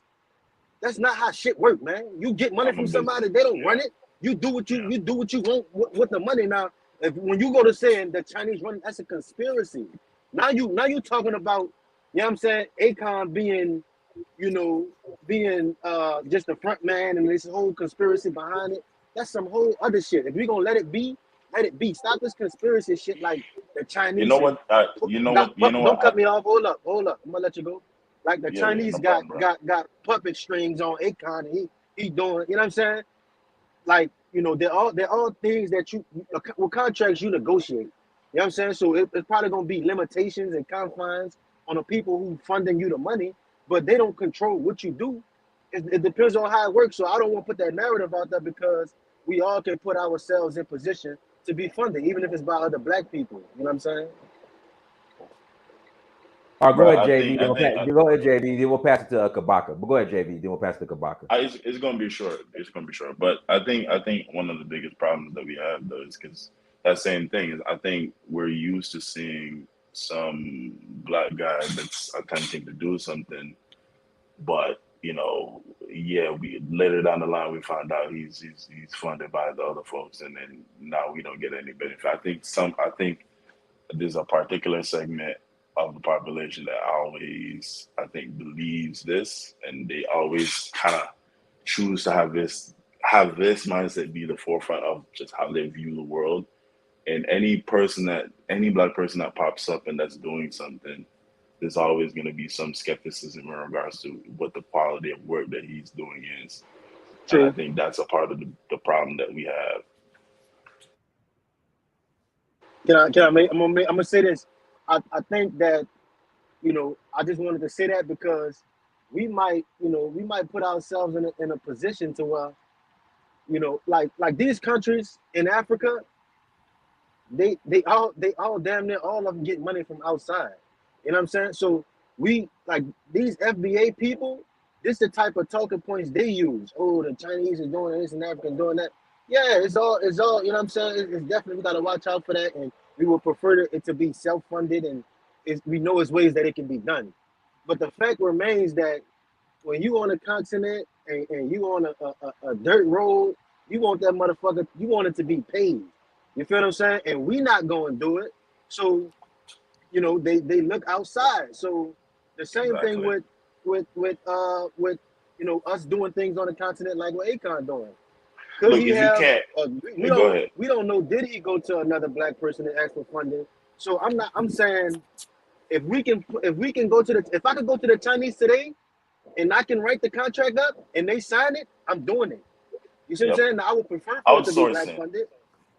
Well, hold on. Let's pass it to Kabaka. Go ahead, Kabaka. Hey, yeah, thanks, Dinas. Can you guys hear me clearly? Yes, go ahead. Yeah, so you guys are all bringing up some good points.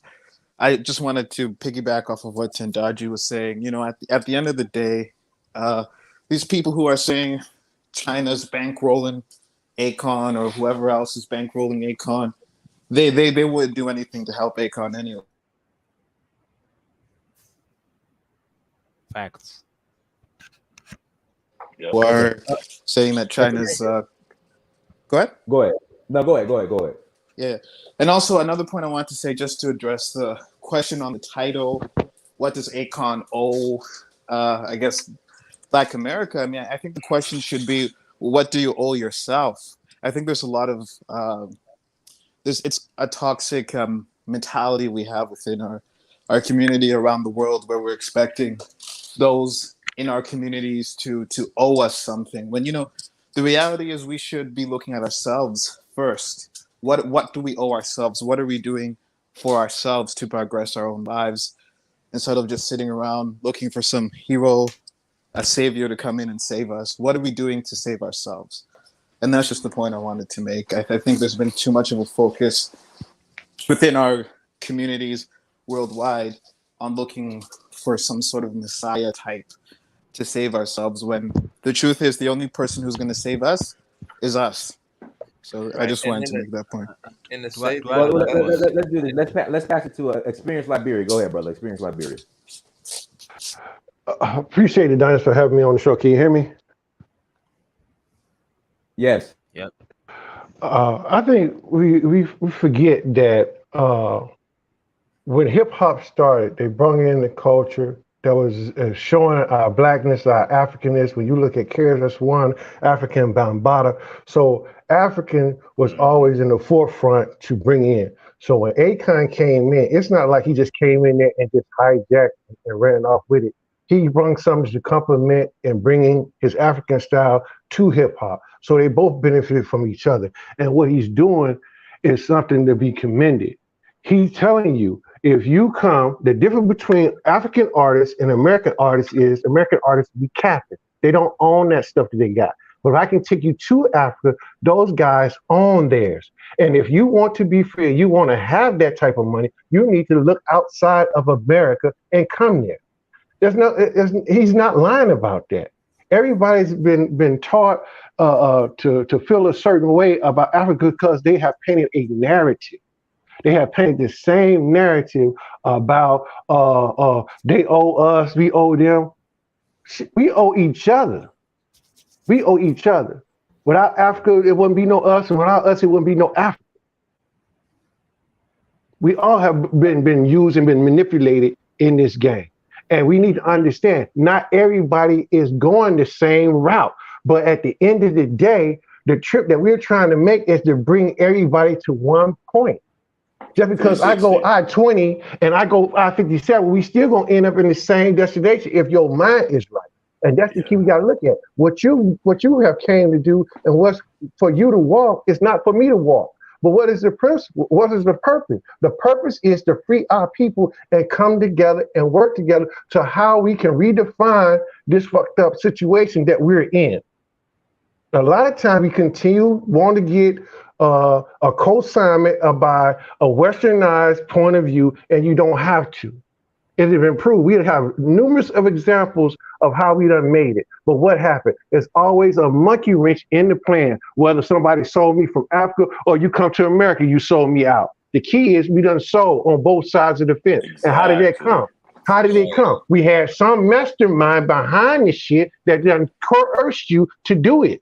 You see what I'm saying? First and foremost, you got to change your mindset. Untrain your mind on what you think about each other, because it's a game that's being manipulated on both sides of the fence. So once we do that and start working together, despite what you may feel, you rocking dashiki, you looking at this, we got to work together. Because at the end of the day, they're trying to keep us down. And the more we stay separated, the more we're not going to have. We're going to come in and we still be doing these same talking points. And the fact is that brother is doing something. I agree. And now, but one thing is to piggyback on that. Let me get in. So Professor Asa Hilliard said, freedom is shackling yourself to your identity. And so when we talk about owing ourselves, we have to include in that owing that I exist because I am, and my brother exists, my community exists, my family exists. So this is the part where the problems that we're having today in in the United States with and in Africa too, is this question of who we are. I'm a Christian first. I'm a Muslim first. I'm a FBA. We got all of these things that we are first before we are who we are, our culture, who we are, our historical, who we are. We're African people. We come up with another name for Africa, that's fine. I'll land right there. Sure, that was a really strong point. And I just wanted to piggyback off of what Experience Liberia was saying. At the end of the day, nobody alive today is responsible for any of the atrocities or sins that were committed in the past, to be honest. I think that we kind of get into a headspace where we're so caught up and hung up on the past and hung up on trauma from the past that I feel that is almost like a block for us to progress. So one thing I just would like to add to this conversation is if we could just be cognizant of, sometimes it might be good sometimes you do have to let the trauma of the past go so that you can progress further in the future. And that's just my perspective on everything. I want to add to what Tendaji said, and because I don't understand this problem with, Chinese are funding it, and people talk all this stuff about Chinese funding or other people funding African projects, and I'm like, okay, if you've done business, you understand that surely you do business with other people's money a lot of times. This idea of self-funding all the time is a bit overrated, because if America owes money to China, why are you thinking that African countries are supposed to get the money to fund everything by ourselves? Our economies are small, they're tiny. So what is this? What is this obsession with self-funding? There's no country that's a third world country is gonna self-fund everything. You need money. Now, some African leaders, they misuse the money. Some of them embezzle it, true. But it still get paid, but we still need that money. If you guys are gonna come in with your dollars and add to it, cool. Maybe we don't need to borrow so much. And again, you guys complain about the white people not giving you loans. If so, why can't you self-fund then instead of Uh, talking about African white? Rattle. Are you from Kenya, right? Yeah. African Rattle. I want to Yeah, know where he's from. I have That's a I have a fact. question. That's a fact. I have a question for you, African Rattle. Can like a foreigner in Kenya can they buy land and Yeah. own it, or is it only on lease? No, you can buy land. They have. Like I can buy land and just own it forever. It's not a lease, like in Uganda. Everybody leases for 99 years. Even I own Okay. land and it's on lease for 99 years. I see. My land is Ancestral not for land too, right? my land is not my land for life. Even ancestral land, you have to renew it after 99 years. For example, Really, I if I didn't buy know that. land, if I buy land right now, if I don't renew it, if my descendant does not renew it after 99 years, it goes to the government. Okay, so Same when you thing. Everybody renew is it, on lease. so when you renew it, do you have to like for your ancestral land? When you renew it, is it just a Yeah. process of renewing, or do you have to like repay some money or something? No, it depends on where it is. If it is the rural area, that's you don't have to. I don't think you pay. Where you pay is in the urban areas where you pay land rates, because in the urban Well, area you pay land rates. one thing that Okay. I do realize is a problem though, is the fact that there's no, and I get that there's been a huge boom in that now with a lot of people becoming more like real estate agent, a lot more real estate development companies coming and developing land, arable or not arable land, because that would be more for like planting and things like that, but just constructing more like residential districts and things like that, or units like back in Africa. But like, do you think the problem is more of just less of just who owes who talk and more of just the fact that we don't have the knowledge of how you can acquire certain things or certain resources on the mainland? Like, do you think that that's the problem? Because do you think that the Yes, average Black American absolutely. wait. I'm Okay, go saying, ahead. do you think the average Black American knows how to just stretch their dollars and how much their dollars are actually worth in Africa? Like, do you think they know? I don't think they actually are aware of that. I don't And I think don't they think know. they have passports to actually figure that out. So I think the main problem is actually having that be more of like a focal point and educating people in the fact that, hey, you need to actually get your passport and look into certain, how to acquire certain resources and I was the telling a means friend. of which you need to do that. Can I telling a answer friend that of mine. question, Jay? Can I Yeah. answer the Yeah, question? go ahead. Yeah. Well, I think you're absolutely right. I think people like Dinas, Pan-Africanism Strikes Back, to Niger, people like that, are constantly telling people, get your passports, and they might not be giving people a step-by-step process per se, but then that's not necessarily our jobs.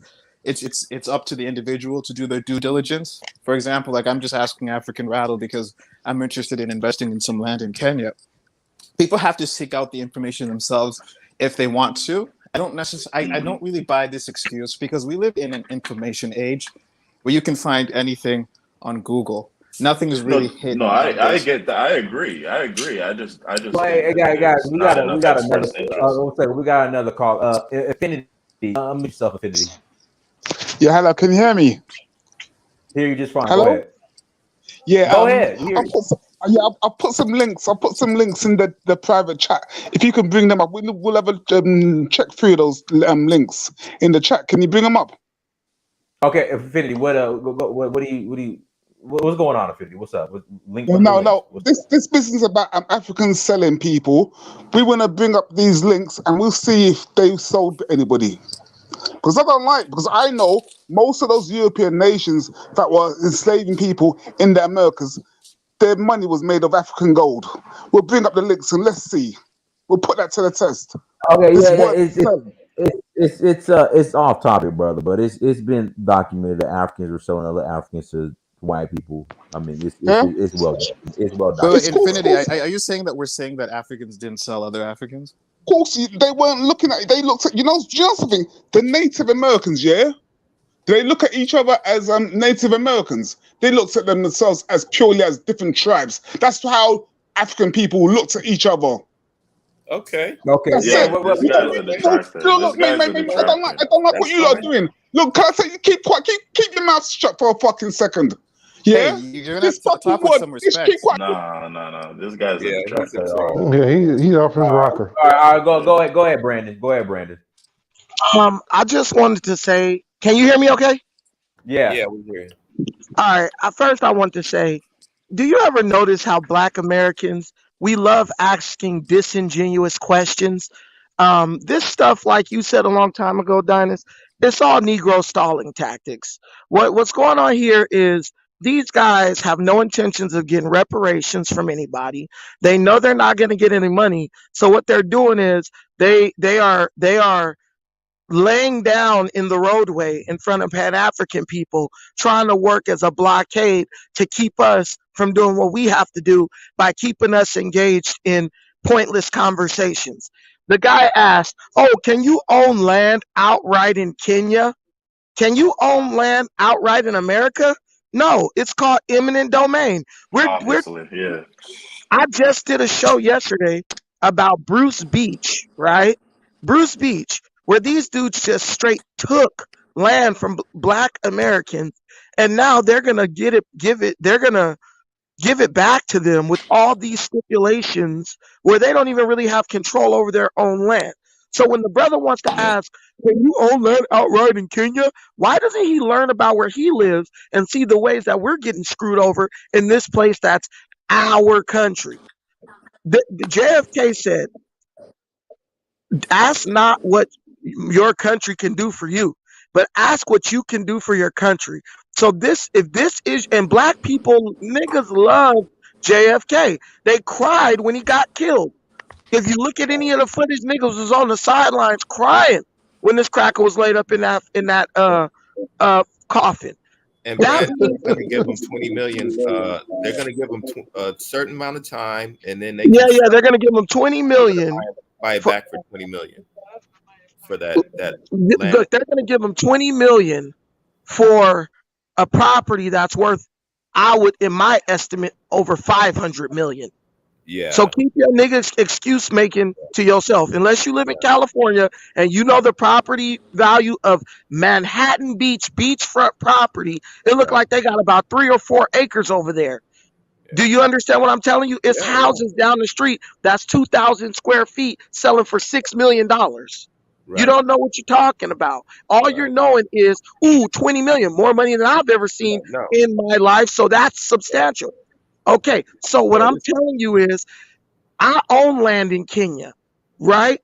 And if you got a good lawyer, you could work that lease to where that land is basically yours forever. Because when your lease ends, the land reverts back to the original owner, and then they decide whether they're going to extend your lease. But if you got a good lawyer like I do, what you'll do is get those people to sign the rights to the revert over to you, to where when the land lease is up, the decision on whether to keep that land reverts back to your family or who owns the land. You can do that, right? But we lose all creativity when we're trying to tear something down.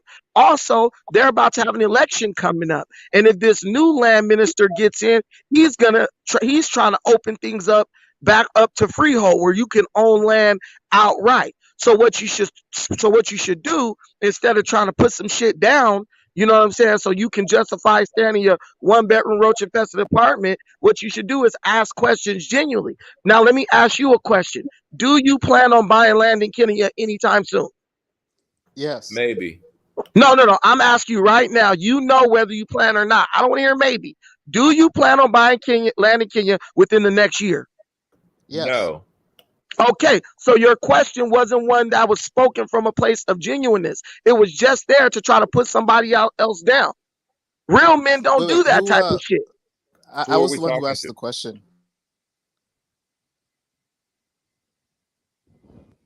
I didn't All ask. right, guys, do me a favor. Brandon, Hit the like button again. Please hit the like button and go ahead. Experience Liberia. I said Brandon going hard in the paint. Wait, Brandon, who are you talking to though? Brandon. I'm talking to the dude who was like, "Can you own land outright in Kenya?" Yeah, that was me, Brandon.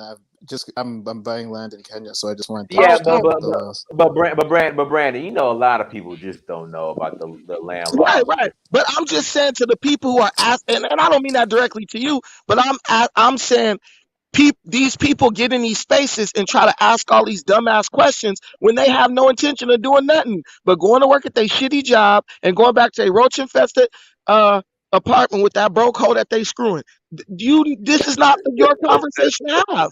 That's why you don't understand nothing that's going on. You got a nigga who was on here earlier, didn't even know his ass from his elbow, but trying to speak on higher level things. You can't do it, dude. You sell women's shoes, bro. You're not supposed to understand matters of grown folks. You know what I'm saying? It's like a kid needs to stay in a kid's place. And FBA chooses to operate in the mindset of a child. You owe me, can I get, can I have, you know what I'm saying? Like this type of thing. They're reducing themselves to the role of children, but trying to stay in spaces and entertain conversations with grown folks. You can't do that. So when they get on here talking Black Drake and all these idiotic people, these guys don't even know who they are. They don't even know who they are, but trying to talk about somebody owes them. Long story short, Akon don't owe nobody nothing. I did a show last year where I was talking about Snoop Dogg should do more for Long Beach. You know what people told me? Black folks, FBA. Oh, he don't owe y'all nothing. He's a grown man. Go get your own money. Ain't it a coincidence how those same people now are talking about everybody owes them?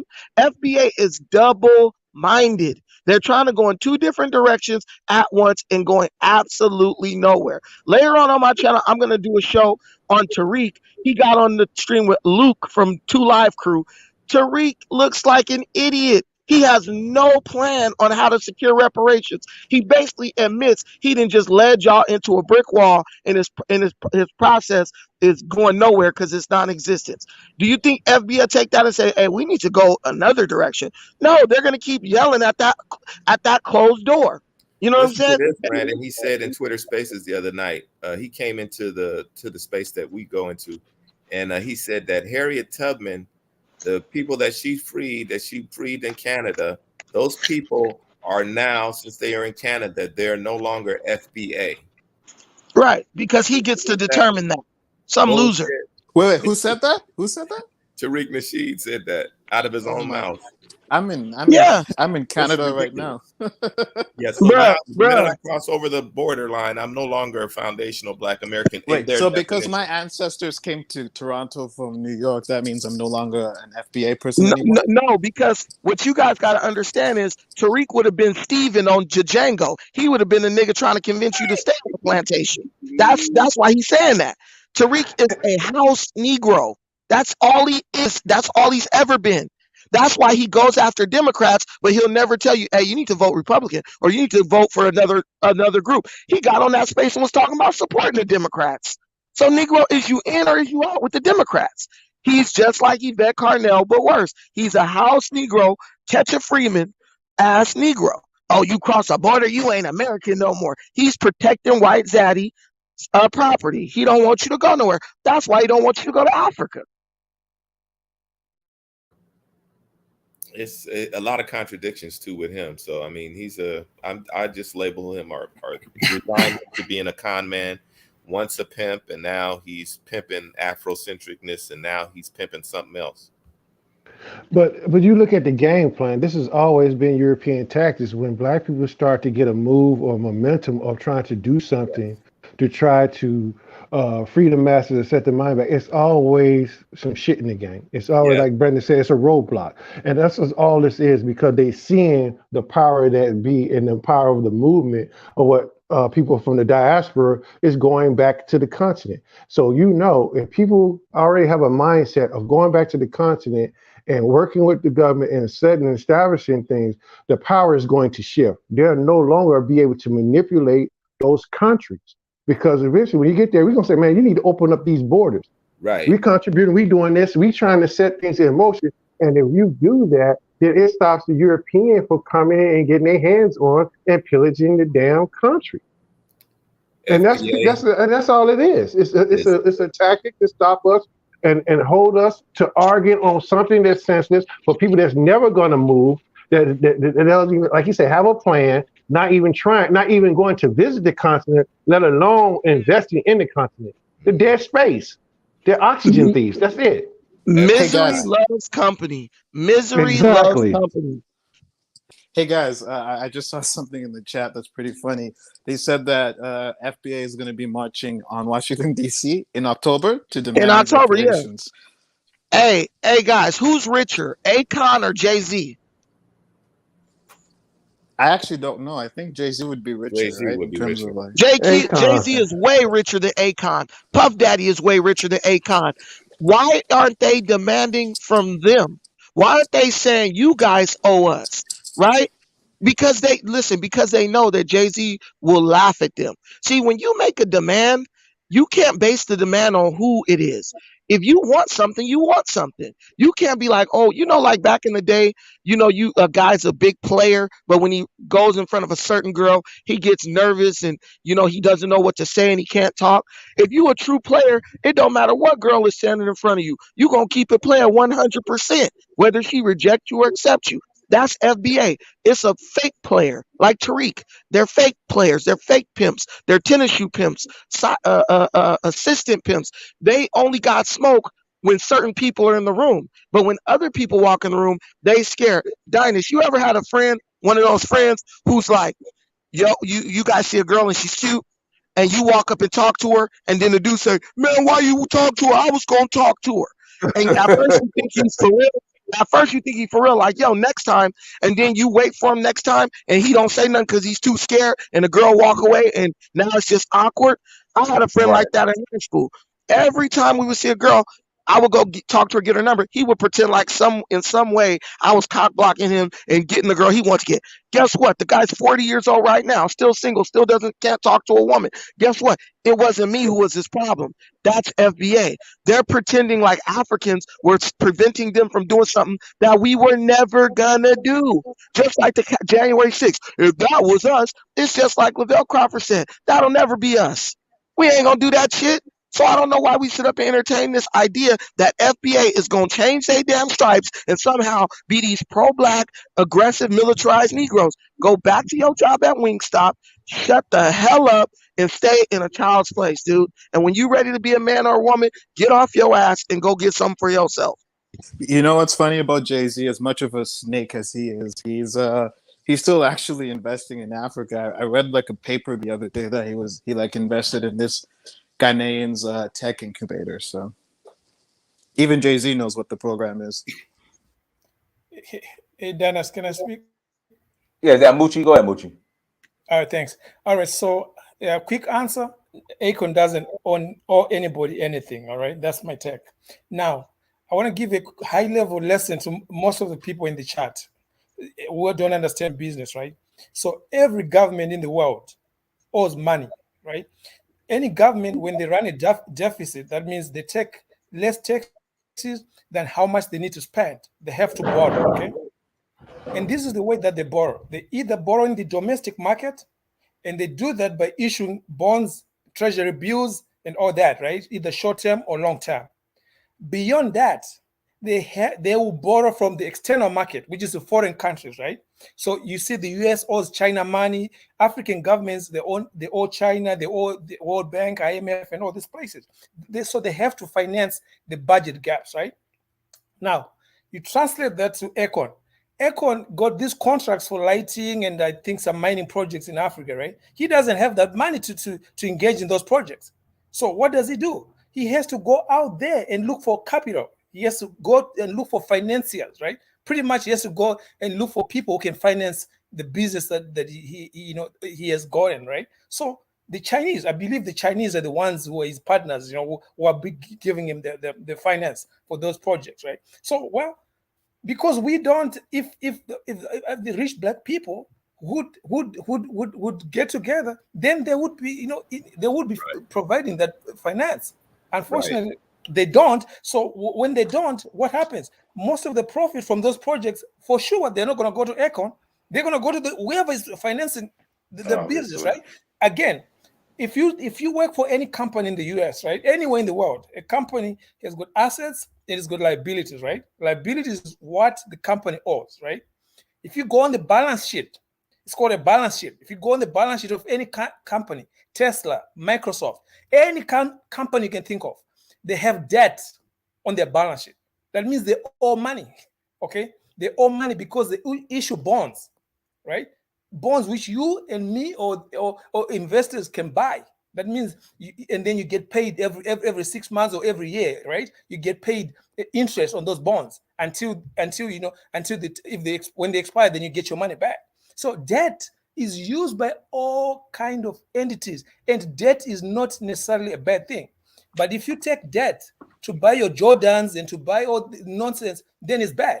But if you take debt and use it for a business venture, and you actually make profit and you pay back your debt, then it's a good thing. So Akon is within his rights to get financing from wherever he can get it. So anyway, that They was just don't. my high-level lesson to some of the people that Yeah. might not understand the concept of business, and why. Yeah. Muchi, I can tell you're really smart. That was a good Because explanation it's of from debt. business school, brother. Because I know a lot of people, they just jump. Oh, why is China this? Well, They don't understand procurement they have either to get money from somewhere. and Because government contracting. and the funny thing is, what? Before China started coming into Africa, right? It's the European countries, the Americans that were financing the budget deficits for Africa. Nobody was saying anything, but all of a sudden China comes in, and then it's, oh, why are these Chinese this and that? Well, guess what? The African governments, if they need to get debt, right, and they look at the conditions that the Europeans put and the Chinese put, sometimes the money from China is cheaper, right? Which is a good thing. But also, I have to admit that a lot of the times African governments like to get money from the Chinese because you know what? The Chinese, they don't care about the human rights, right? They don't say, hey, you have to adhere to these human rights. So the African governments now these days, they don't want to go to the Europeans because the Europeans and the Americans, they want to say, oh, you got to respect the gay rights, you got to do this, you got to do that. The Chinese got nothing to do with that. They just give you money and say, hey, you pay us back like this, like that, like that. So that's why they go to the Chinese. So that's it. That's Actually, just and to add to that point, Muchi, I've actually I read a report on this that a lot of the contracts that these governments are signing with the Chinese, because these African countries have defaulted on previous loans from like the IMF and such, these contracts are pretty harsh in using infrastructure as collateral. Now, a lot of people automatically see that as negative, but I have heard other people say that this could be a positive because it creates an incentive for the African governments to basically sink or swim. If they are able to use the infrastructure that's built based off of these loans to generate a profit, it will create an incentive for them to make these projects successful as much as they can so that they don't, have to pay the ultimate price of using their infrastructure as collateral. Yeah, my opinion I'll just give you my opinion on that, okay? But In they shouldn't be general, doing it anyway, though. in general, it's not a good thing to be No. offering. In general, it's not a good thing to be offering your critical infrastructure as collateral to loans. That is not a good thing because I know there's one country, I believe, maybe Sri Lanka, one of these countries, they offer their ports, right? Yeah, actually, Kenya has that problem too. And then they were not able to pay back, and then another country takes care of your ports. That's not right. That's not good. Yeah. So I in general, I don't believe that is a good thing. You should just be able to pay your debts. But offering critical national infrastructure or mines or this kind of, that is bad. It's like getting subprime mortgages, right? It's kind of like getting subprime loans. You buy a car and you're getting charged 30-40% interest. That's what I was going to compare it to. That is just foolishness, right? It is, But but let Let me get in here. So the problem, though, to me is this: is that when you're selling your resources for 10 cents, you're selling your raw resources for 10 cents, and you're all of this stuff is going out at this cheap price, and then you're in debt to people for what? I mean, the problem is that we're not managing our resources. We've been mau-mau'd, we've been gangstered and mobstered on all kinds of fronts, which is why we're in the situation we're in. And you're absolutely correct about that. Right, You're absolutely correct about that, right? Right. Because and so the thing is that what we need to do is we need to come together, these little sovereign states that are not viable, and that on purpose they made sure when they set them up that we're not supposed to be viable governed states. They need to come together and start to do intertrade with each other, and they also need to start to help each other to develop their raw resources, to add value to their raw resources, so that when people come in, oh, by the way, that's a war too. That's a fight. And giving reparations to African Americans is also an act of war. That's a fight too. So just be clear that when you're talking about taking control of your resources and adding value to it, you've got to keep that to fight. Okay, one thing, right? I absolutely agree with you about how we export raw materials instead of processing, right? So I'll give you an example. Zimbabwe, South Africa, we produce most of the platinum in Africa, right? In Zimbabwe, we don't have processing, right? We don't do the processing. So we take the ore to South Africa. That's where it's processed, right? By Anglo Platinum and all that, right? And now Zimbabwe just found we got the lithium, the highest reserves of lithium, right? And what happened is we have sold these rights to Chinese companies. And, there was a fight because these Chinese, within the next year, they're going to be taking the ore to China to make batteries and all that. So that is, our governments our leaders are selfish, right? Because what we should be asking these people is, we have the resources, right? You come here, you set up your processing in country, in Africa, right? So that when what is exported is the finished products. Then, like you're saying, instead your leaders of selling, are not selfish. Your leaders are doing exactly what they were supposed to do. That's what they were supposed to do. They were put in power to do that. They're not selfish. No, I don't agree to that. No, sorry. I don't agree to that. They were put in power to do that. Come on, again, that's a very defeatist attitude to say that they were put in power to do that. We are better than that. My brother, hold on. Let me chime in. Let me chime in if I could. Right? When you go and you try to borrow, right? Who puts the loan together or the loan agreement? Is it you or is it the banker that you get it from? It's the banker, right? To put He's in, the banker, yeah. Yeah, he's the banker. So when they do these deals with China put these things in place. You have to put these things in for collateral, like your ports and all this, if you want this loan. And by far, China is not stupid. They know. They done looked at your history, your track record. They know you're not going to be able to pay this with little interest rate or no interest rate. But you have a certain time to pay this back. If you already doesn't have an infrastructure in place to generate those dollars, you know you're going to forfeit that over. So it goes without saying that you do have these leaders that's there that have been sitting in office for these countries and not yet has once demanded to these foreigners that come in, if you want my resources, you will rebuild my infrastructure. You will build my schools. You will build jobs. You will create these factories, and you will hire 80% of the nationals that's here. You would train them. So just in case if you do leave, we are self-sufficient. So I That's beg all to differ. negotiation. That's all negotiation. That's all negotiation. Do they not want the resources? Here's the thing. Africa has the power. They have the resources. They are in charge of the land. So it's all about negotiation. If you really want this, then you're going to fix this. It's an exactly. act of war. I agree with that. They have the minerals, they have the resources. Act of war. Where's your army? But these loans are negotiated. That's why you get.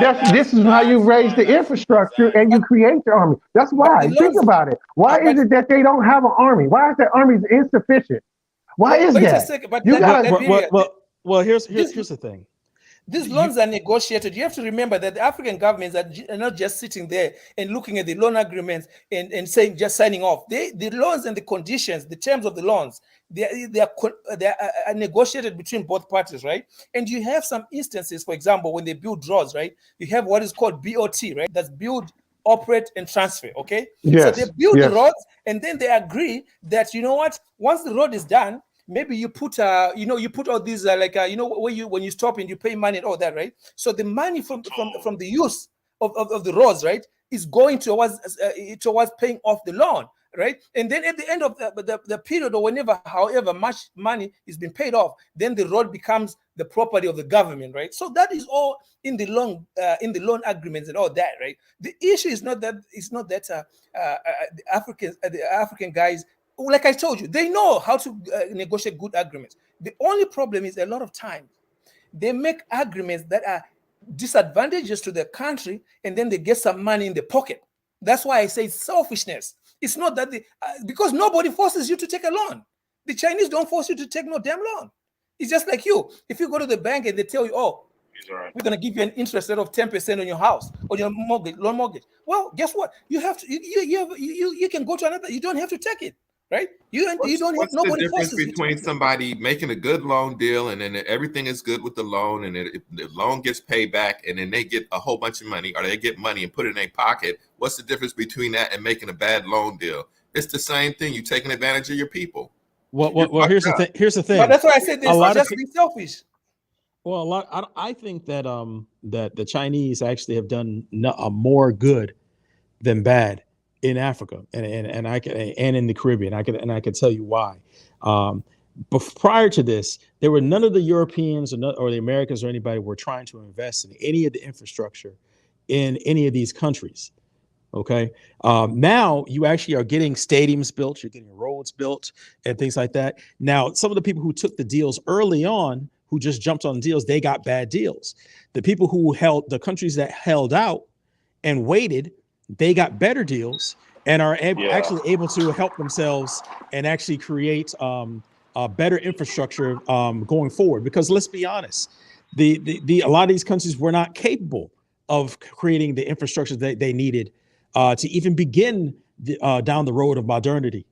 Okay, but now that they have the Chinese as a partner, and because really what the Chinese don't want, they're not the Europeans. They don't want to take over your country and stuff like that. Like you said, they want access to your resources, and they want to build roads and train lines to China so they can send the resources there, right? So it benefits them that you have a degree of prosperity and a degree of a functioning society, because they don't want to send their people to your country that is not functioning.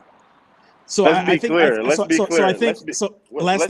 clear though. Wait, like the only reason why they're giving out loans is because of the Belt and Road program. Correct. Right. Correct. The only reason why they're giving out loans, and the point that you said earlier is, I mean, it's a bit more complex than that, because now you see more European countries and even the U.S. even are creating more loan packages, like we just talked about, with competitive, I guess, rates, right? Because they realize that These China is are doing games, so much you guys. overinvestment. Stop playing games. I'm saying that, y'all, we're in a situation now where they just created this bill, HR 7311. Meeks, this congressman named Meeks in Queens, New York, introduced this bill. It's on a foreign committee, and what this bill is, it targets, it speaks on Africa and surveilling its economics and its politics, and African Americans being influenced by Russian propaganda. It clearly points out the African American diaspora in this bill. This is the ratcheting up of recolonization of Africa. You see what happened to Gaddafi when he tried to do something real? Yes. They blew his shit up. So I'm saying again, but that depends on what you do with the loans. But that is depends on what you do with the loans, though. It depends on what you do with the loans. About exactly. And Alan, it is not recolonization. There's no colonization going on. Alan, you are exactly right. Okay, so before, when the budgetary support was coming from the IMF and the World Bank and these European countries, right? They were more interested in just building trains that will run to the ports to take out the raw materials, right? There is now more roads in Africa due to the Chinese coming into the continent.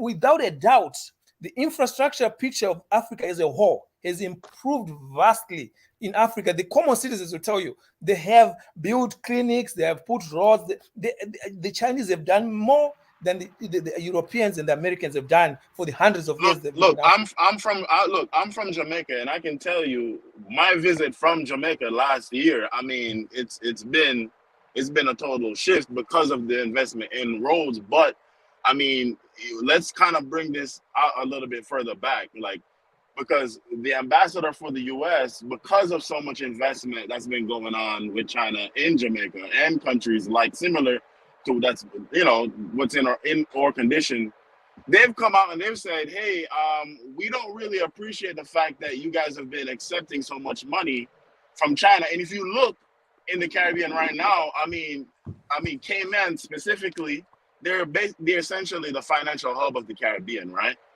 They've replaced about 5 or so banks that they have in their country with Chinese banks. So that means more foreign investment from China. And they don't necessarily like the fact that these smaller countries are taking so much money and developing their nation as a result of this. So what's happening is similar to what he's saying, where the development of the country is a byproduct of the fact that these two major countries are competing. Correct. Right? It just And we have the depends on Chinese what to you thank for do it. with the money. It depends on what you do with the money. If you pocket the money, then we're gonna end up in, the Berlin Conference again, or whatever that was to divide Africa. We're gonna end up in that section again. But if you use the money to develop the country, right, to create schools, programs, more hospitals, investment in tech, these And that's what I'm things, saying. right, If all the corporate industrialization of the country, then we'll end up better off. And Right, I'm but saying something. And I'm saying if something all of the different. I'm saying there's no corporate chance. multinational corporations left Africa today. If they did, Africa would still be trying to crawl up out of a hole of dysfunctionalness, and we wouldn't know what to do because of our mentality. And I'm saying that this has got to stop. It's got to end. And the only way that I can see it happening is that we have to come together, and the diaspora in this country, expatriates as well, African Americans, needs to put its think tank, its expertise into Africa. And the people that are running the countries in Africa, they need to either resign, and I hate to say this, and I'm not about killing folks and stuff, but if they're putting hurt on Africa by their doing stupid shit, they need to be off, or they need to resign. Hey, can I say something real quick? Hello? Yeah, we're listening, Brandon. Yeah. So I want to address the comment the brother made about the raw material that was found, I think he said in Zimbabwe, and they basically let the Chinese get control of that. What I want to tell everybody, I want to just give everybody like a chance to like interact on this. Okay, I live in Long Beach, California, right? Say, for instance, they find a bunch of gold in Long Beach, California. They're like, yo, we found a huge gold deposit in Long Beach, California. So the person who finds it, let's say their main company is in Texas, right? So they're like, we want to take this gold, take it back to Texas, refine the gold, do whatever you process it over in Texas. Then we want to distribute this gold or whatever, this resource around the world. Now, as a person who lives in Long Beach, my obligation to reap the maximum benefits from the discovery of that resource in my city would be to, one, either figure out how to be a part of the transport of that resource to Texas, or to build a facility within Long Beach where these people can refine the product here, close to the source, as opposed to having to ship it back to their main office, right? So when somebody got feedback, now I just mute my mic fast as hell, but okay. So the thing, so when I hear the Zimbabwe stuff, I'm just hearing pure African excuse babble as usual. You guys need to be, hold on, wait before you get offended.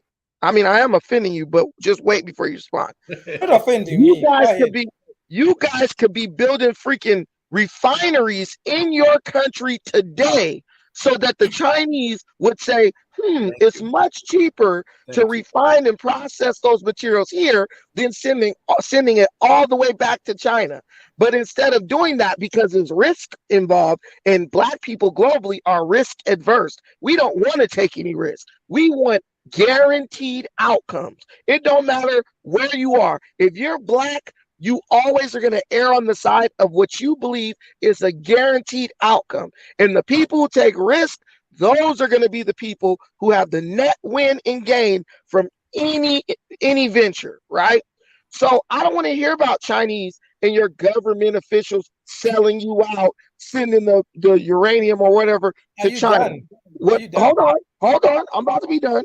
What I want to hear is, why haven't any of those rich billionaires in Zimbabwe, because I know there's some rich oligarchs in Zimbabwe, some of those Nzes over there, why haven't they set up the facilities in their country to where they can process the material. So when the government sends the material out the country, they can say, look, we have the ability. The government just will not use what we have here. And that's how you make a politician stand up straight and do right by your It's people. an act Because of until war. then, Exactly. you give them a It's let an me act respond. of Okay. war. Let me That's what respond. I. Okay. Let me respond. Okay. So Brandon, first off, right? I'm not making excuses for the bad decision making, right? One, I think, right, in general, those projects require hundreds of millions or into the billions of dollars of investment, right? So I It's a think lot of money. just wait a second, okay? Listen. So those projects, the people who are able to do that is either the government. I wish the governments would put money, even borrow money, to try and bring the people. And remember, another thing is also we need technology transfer, because I mean, in many cases we don't even have the technology in country, right, to do that. So the governments should be like I said, they should be partnering with those companies, bring them in, and make sure the processing is happening within the country. And I'll propose. I'll say this to you, right? You say they're rich Zimbabweans and this and that, right? True.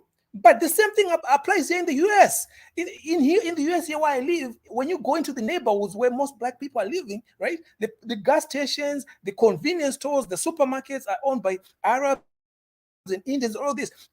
Why are you asking Jay-Z or all these rich NBA players or NFL players, why are they not doing the same? So it's human behavior, right? I'm Hold on, starting hold my on, hold own. on, hold on. Wait. Listen, at least when I'm complaining about the US, I'm in the US. You complain about Zimbabwe, but you in the US with me. So how can Zimbabwe do anything when all the best and the brightest are either over here in America looking at black Americans and what we doing wrong, which we are fucked up, and then the rest of them over in South Africa waiting tables and shit. See, that's what I'm telling you. You can't fix shit from the outside looking in. You can't. And also, you citizens of Zimbabwe can go out to other citizens of other countries and say, hey, look, they found this huge deposit. There's an opportunity here. You can go to your government. Before you give the contract to Chinese, you must allow X amount of Zimbabwean companies to bid for the project. You guys Brandon, don't even do that. You don't even Brandon, do that. All you guys do is I move just out talked there Brandon, about let and me this. start tell you, complaining. Brandon, in Zimbabwe, there has to be 50%, 51% has to be local ownership. Okay, because I'm telling you, the Chinese are coming in. In Zimbabwe, we don't allow Chinese or anybody to have majority ownership in these companies, man. The fact that I'm saying this, they are coming in. I'm not saying that. No. Remember, Mugabe already started this long time ago. We don't play that. It's not like that. It's not that. I'm talking about total ownership. But How no, many factories are you currently constructing in Zimbabwe? they got people are constructing No, factories all I'm the time. asking you. I'm asking you. You're the one who leveled the complaint. How many factories What are you complaint? What currently? complaint? What You complaint? there's no complaints happening here. I was just Listen, the bro. guy, Listen. the other brother was You're talking living about in how America. we sell. Wait, Brandon, Wait a minute. Calm down, bro. You getting emotional. Calm down. You're living in America. You're complaining about the way the government officials who live in Zimbabwe are doing business in Zimbabwe. You can't do that because you're not even invested enough in Zimbabwe to live in that place, bro. You can't be like, yo, let me go get butter biscuits in the UK, but I'm going to complain about Zimbabwe. Everything you guys want to do, you can do it. The reasons don't matter, only the results. So your reasons for why you're not doing it and what the government don't matter. The only thing that matters is if you are not present, please don't complain. That's being very childish. That's being very childish. So I'm it's not. like saying, so it's like you're telling me if you don't live in Chicago, don't complain about the gun violence in Chicago. That's being And so you stupid, never man. hear me complaining. Hey, tell me It don't one make no time. sense, Brandon. Wait, brother. Everybody on here has been on these panels with me for a couple years now. Ask one of them, when have I ever complained about gun violence in Chicago or anywhere else? That's Chicago's problem. If they don't like it, you don't want to get shot in your damn chest, move out of O-Block. If Well, they don't do that, they're stupid. Not everybody thinks like you. Let me And come in. Let me come in that's real very quick. Let me silly to come say in. that because you don't live somewhere, then you shouldn't have an opinion about that. That's very childish. Well, Brandon made a valid point, and let me chime in. And this is what I was saying earlier, right? It's about the infrastructure. It's about building those factories and those companies that's there to be able to handle that. And that's what's not being done. And that's the key to what we're saying here. It needs to be developed, no matter if you get the loan and all that stuff. But if you don't have nothing in place to help the people that's there, as far as creating those jobs, it's going to be a waste because they're still going to be taking the money out regardless. Either you default on the loan or they're taking the resources and processing the materials that they get out of the country. So you're still losing. And that's the key. That's what we're saying. And I But said it before, y'all say, but it's about That's not, what again, you do. I think that's a false dichotomy. I think that you gotta have the road. Regardless, you have to have roads and you have to have infrastructure. At this point, Africa and parts of the Caribbean are so far behind the game that you have to have the stuff built immediately in order to even catch up and compete. So get it built. Bro, it'll take them Okay, about chime 2 in, months to Brandon. build a factory. Let me chime in. So here's the thing I want to say. What's happening in Detroit and Chicago is happening in East Palo Alto and in Long Beach, California, where Black folks live. What's happening in Zimbabwe is the same thing happening in Ghana, in Togo. It's the same thing because you've got European domination, military domination, and corporate domination in everywhere in the world. And so these similar problems, you have to look at the common picture and the macro, right? And solve these problems. That's not the cause. That's not the cause. The one common denominator of all those places is you got a bunch of lazy ass niggas who don't want to do shit to better their life. That's the one common denominator. It ain't the white man, bro. In Zimbabwe, it's Chinese people. Do you notice how it's Lebanese, Chinese, it's everybody. Solving the problem, yes, but the Europeans have created the problem, and to solve the Why problem, you blaming Europeans when Chinese is over there? You see what I'm saying? Well, both y'all brothers are right. One is a cause and one is an effect. The brother's right. Because we sitting on our ass. Those politicians are black. Can I finish? I didn't interrupt you, brother. Sorry about that, but we got to stop blaming other races. Yeah, okay. With that being said, well, Brandon, with that being said, that we also have to recognize and not spend too much time on recognize the source of the problem and stop making excuses for ourselves. And then what is the solution, right? So we're talking about the solution, and some of these things come into the solution as we see these problems. Go ahead, Elijah. The only way, there's a piece of wisdom that says the only way for evil to prevail is that good men do nothing. And they're two sides of the same coin. See, what we have to realize is the trillions or zillions of dollars of gold found where? In Uganda? Mm-hmm. Where was that? That's an act of God. That's God blessing the African continent with the resources to build, to finish the work of Gaddafi and build a bank that can finance all the projects that we need to do in Africa. The Chinese, I've lived in 6 or 7 African countries, and I've seen Chinese build buildings into the sky, but they mean us absolutely no good. They are the new colonial slave masters. They're putting a bid in to try to enslave us. They don't mean us any good. They're taking our dead bodies and making spam out of it and feeding it to people. Where's your military? Where's your unification? You know what I'm saying? All of this means nothing if you don't have a military, because these white folks just gonna take your shit. Right.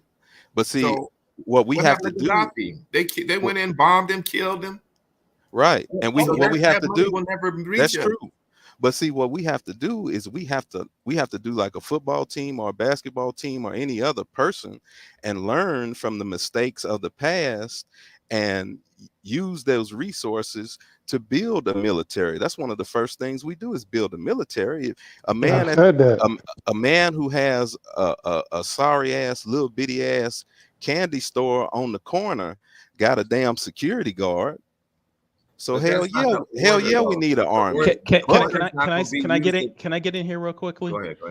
I have to say, I think that's wrong. I don't think the military is the number one thing to do. I think the Chinese are Are you helping. nuts? Hold on, let me finish. I think that the first thing you have to have in order to have a viable country is you have to have infrastructure and roads. And if you don't have infrastructure and roads, if 80% of your continent or your country is not connected, then there's nothing that you can do in order to transport goods. But if you Okay, or wait. if you build that first, so my point. Why do you think China got nukes right now? Then? You think it's just because weapons ain't important? Right. If you Again, build, I did not say weapons. If we You're go by missing your my point. plan, no, You're if missing your my point. plan is that, look at little Lesotho and Togo, little bitty Lesotho and little bitty Togo. Those states were set up to not be viable states. Yeah, They so were you set up join to a be regional, colonies. group, and then act as that. If you're small, then you join a regional group. Again, you brothers are missing. You brothers are have to missing my unify point. those no, if you countries. if you build those roads, it makes it easier for your enemy to come in and kill you, brother. We've taken thousands of years of shit that we not taking no more. And the first thing we got to do is establish a damn military to keep the damn enemy out. I got that. The enemy's but coming. my point is you cannot feed that military. You cannot do anything until you have the basics down.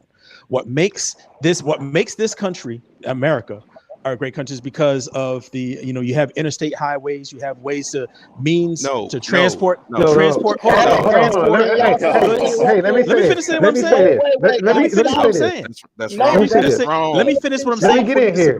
Let me say this. What did Scarface say? First you get the money, then you get the power. You guys have to let the brother finish so we can hear his point. I can't even hear his damn point because y'all keep running y'all damn mouth. Because you do the same thing, Brandon. Come on now. Come on now. Told me to be quiet. Let me finish. I have no problem with people disagreeing with me. Let me just finish the point. The point I'm trying to make is that what makes this country great is that you have from sea to shining sea, you can get goods, services everywhere. If you have a military, you can transport. You could transport. What makes this country great is the labor of the black man that's been stolen for 400 years. No damn road. Anyway, not no damn Elijah, highway. But what is the labor for then? It's for the creation of an infrastructure that is viable. I can't even hear his point. All right. Well, Patrick, you got Brandon. You gotta let oh man, we all over the place, guys. Hit the like button again. Hit the like button. Okay. Allen is experienced Liberia after Allen. We can't hear Shah's point because they keep interrupting him. Okay, all right. So Shah experienced Liberia than you, Allen. All right, go ahead, Shah. Okay, I don't want to say anything right now, but I know experienced Liberia had a strong voice right when Allen, and then I think Elijah, and then Pan African. Oh, I think it was experienced Liberia. My bad. Go ahead, experienced Liberia. Go ahead. I'm going off the movie that everybody have watched before, Scarface. What did he say? First you get the money, then you get the power. You got to get the money, then all the other stuff will come. But you got to, if you're not generating money and to do those things, it's going to be all for naught. And you got to get the money, then you get the power. Once you start getting the money, then that go your military, and then you build everything up on that. There you go. Go ahead. Yes, sir. Yeah, the original question is what does Akon owe Black Americans? Well, let me hear what Allen got to say first. Go ahead, Allen. Yes, sir. What I've been trying to say is that all the stuff you guys are saying is correct. I'm not disagreeing with it. What I'm saying is you have to have an infrastructure in place to do that. The continent is behind, as well as certain parts of the Caribbean are behind in terms of having an infrastructure in place in which you can transport soldiers, get food and things like that transported, weapons, anything else you have to do. You have to have an infrastructure first. The Chinese have been a very good partner in terms of for most countries that negotiated good deals to get those roads and things built. Yes, it was for their own selfish means and selfish purposes, but it serves your purpose too. They are not trying to be your colonial master. That what they want to extract your resource. They want to extract your resources. My parents were colonists. Okay, colonists and a colonist is just simply draining everything from the country and not adding anything to it. The fact that they're adding anything to the country at all means that they can be of use. Make use of the help that you have and make use of the stuff you have, because even Akon himself said that the Chinese have been the best partner that he could possibly have for the projects that he's trying to build. And that's not something that you can't go ahead and complain about the French just stealing money for centuries from the place, and then somebody else comes in, creates a market, artificially creates a market by which the Western countries that were taken from you and enslaving you and colonizing you are now are in an arms race to build with you. Let me ask you something, and then brother. complain about. Elijah, let me speak. Let me ask you something, brother. Elijah, What is the what? Hold on. Well, let What Elijah is ask the the question. Go ahead, Elijah. what is the motivation of the Chinese, brother? History develops the motive for every individual and group. What is the motivation for the Chinese? Their motivation brother? of the Chinese not dominance. They want to dominate economically the whole world. They want to be a hegemon. They don't want to rule Africa. And don't forget the fact, brother, that their population has grown so much that they're running out of room in their own homeland. Exactly. So yes, they want to establish a new homeland, and they can I finish? Yeah. They want to establish a new outpost and a new homeland. They've bought up the port in Jamaica, and they want to be the new slave master. They want to establish a new homeland in Africa because their lands are overpopulated, and they want the money. Those are not when somebody does something, it has to come from a spiritual and humanistic point of view, background, and motivation. And so they fail in those areas and aspects, brother, and they cannot be trusted. The love of money is the root of all evil. And they have evil motivations. They don't have love for the black man. Buddha was black. The original Chinese were black. Do they honor them? John Henry Clark said. I don't know about whether you have to be able to make a paperclip. Wait. You got to be able to make a paperclip. Then you can make a diaper and then some underwear. And basically, it's a metaphor for saying we've got to be able to manufacture and produce things in Africa. Early China, when Mao Zedong took over, they didn't have money then. They had knowledge of industry, moving from feudal into some type of industry. Well, we've got that. We've got some of that now. We've got enough of that expertise now to be able to produce the engineers and the doctors and all the shit that we need. What's happening is we produce the doctors and they go over to the United States and become doctors and stuff. We need to do for self. Can I dispel one thing that was said about the Chinese there? Hold on real quick. Mao forced his people to work as far as like metalworking, farming, and all that, so he could pay back all the debts for all the money he borrowed from other countries, right? Under communism. That's how they leapt forward economically, and 45 million people died from starvation just to pay back those debts.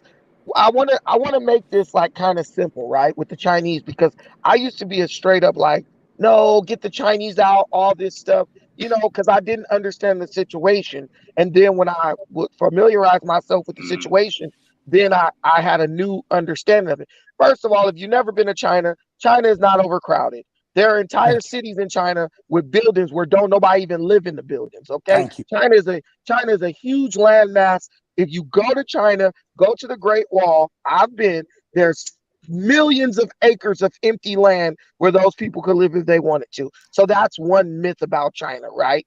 No, I'm talking about developed. Wait, hold on. There's a lot of developments there that people aren't even using. Now, let me say this. Okay, I am a black belt in Brazilian Jiu-Jitsu, right? When I first learned Jiu-Jitsu, I was at a school that was not good.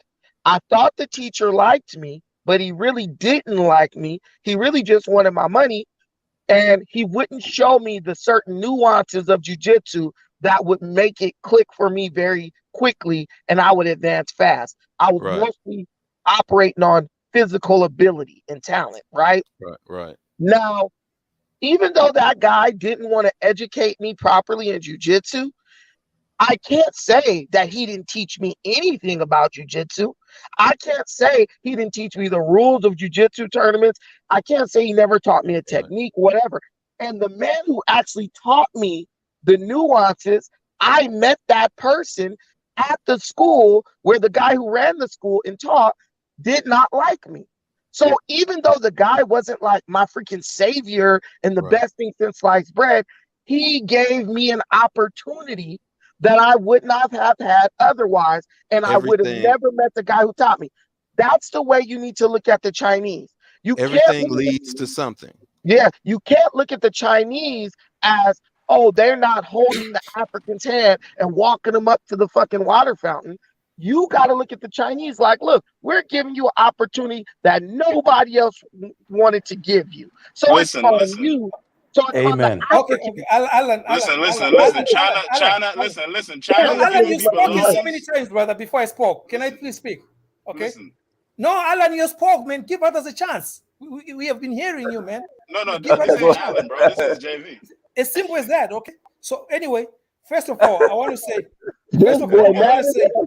I have Go been ahead, to Moochie. Go ahead, Moochie. Oh, yeah, Leave yeah, okay, Moochie all alone. right. Go ahead, So, Moochie. Go ahead, Moochie. Brandon always wants to come up with all kind of funny things. I have been to China. Their cities are absolutely overpopulated. Okay, I've been to Guangzhou, I've been to Beijing, I've been to Shenzhen. They are absolutely overpopulated. So that's a lie to just randomly say they are not overpopulated. They are. Now, Moochie, okay, if you but okay, Moochie. So you got cities like in Senegal and Dakar. Dakar is overpopulated. So what's the government of Senegal is doing? They're building outside of the city and they're encouraging people to relocate outside of the city. So just because the major cities are overpopulated does not mean there's not any other space for people to move to and build. I think that's what Brandon was saying. that is true. That is true, Dennis. But you have got to look at China's population is about 1.3, 1.4 billion. So they all definitely, in terms of density, they are one of the countries that are overpopulated in terms of density, right? Because when you talk about density, you're looking at the population, you're looking at the size of the country, right? So it's a ratio. So China, like India, they're overpopulated, right? So, but anyway, so the other thing is, the guys were talking about the military, right? That's all fine and dandy. But if you don't, a military needs money to build a military, right? So the first thing that has to come is business. The Chinese government, the military has only gotten stronger recently because why? Because their economy grew. When the economy grows, you have excess money that you can now allocate to what? To developing, to making your military stronger. You can't just start by making a military stronger when you don't have money. So if Africa gets the economies keep growing, then the military is obviously goes. No, they had a strong bigger. military So, before they had the money. wait. Let me make one or two final points, right? And then the other point I want to say is the huge infrastructure projects. Like I said, they cost a lot of money. Look at how Nigeria had always been exporting just crude oil, right? But now what happened? Dangote, he has now built a refinery, right? That means a substantial portion of Nigerian oil is going to be refined in Nigeria, and they can sell some of that oil to neighboring African countries, right? So there are Africans there are people who are doing this. They're building the capacity, right? It takes time, but in the meantime, the one entity that can do that quickly are the national governments, right? That's why I say the national, because China, if you look at China, the biggest businesses in China, they were not built by individuals in the beginning. They were national up to today. They are national companies, right? So they were financed by the government, right? Just like Russia, you look at the Gazprom. That's like a mostly government oil company, right? The biggest company in the world, right? If you guys know, are you done? the biggest the biggest oil company in the world is called Saudi Aramco. Okay, Saudi Aramco is the oil company in Saudi Arabia. It's owned by the government, right? So the government has got the most resources in any country to quickly change things. That's all we're saying. Okay, so here we are like a think tank, right? We have come up with the problems and we're coming up with solutions. There are people who are probably far more smarter than we are in different areas that could make up this think tank for Africa. But one of the basic common problems or things that are our solutions is one is coming together. That means unification. We got a problem with unifying. And then and as I'm hearing us talk, I'm not hearing the order about, people are saying first is the money.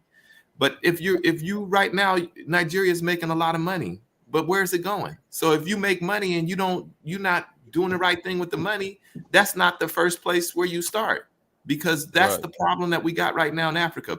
We got money being made and it's not going into making the raw resources more developed, like taking cocoa, making a chocolate factory in Ivory Coast and Ghana. They should have did that a long time ago, and they haven't. I think they're doing that now, though. But that kind of stuff is what we need to be doing and spending the money. How hard is it to make a fucking chocolate factory? To make chocolate, really? And Sweden, Europe's been selling African chocolate forever. That's a great point. But Shay, this is the thing, though. You got like Liberia. I've been to Liberia, right? There are hardly any factories there. There's a few factories, but it's not enough to get the economy going when you have mostly people that's selling on the market, they're selling goods and trying to hustle to get money, right?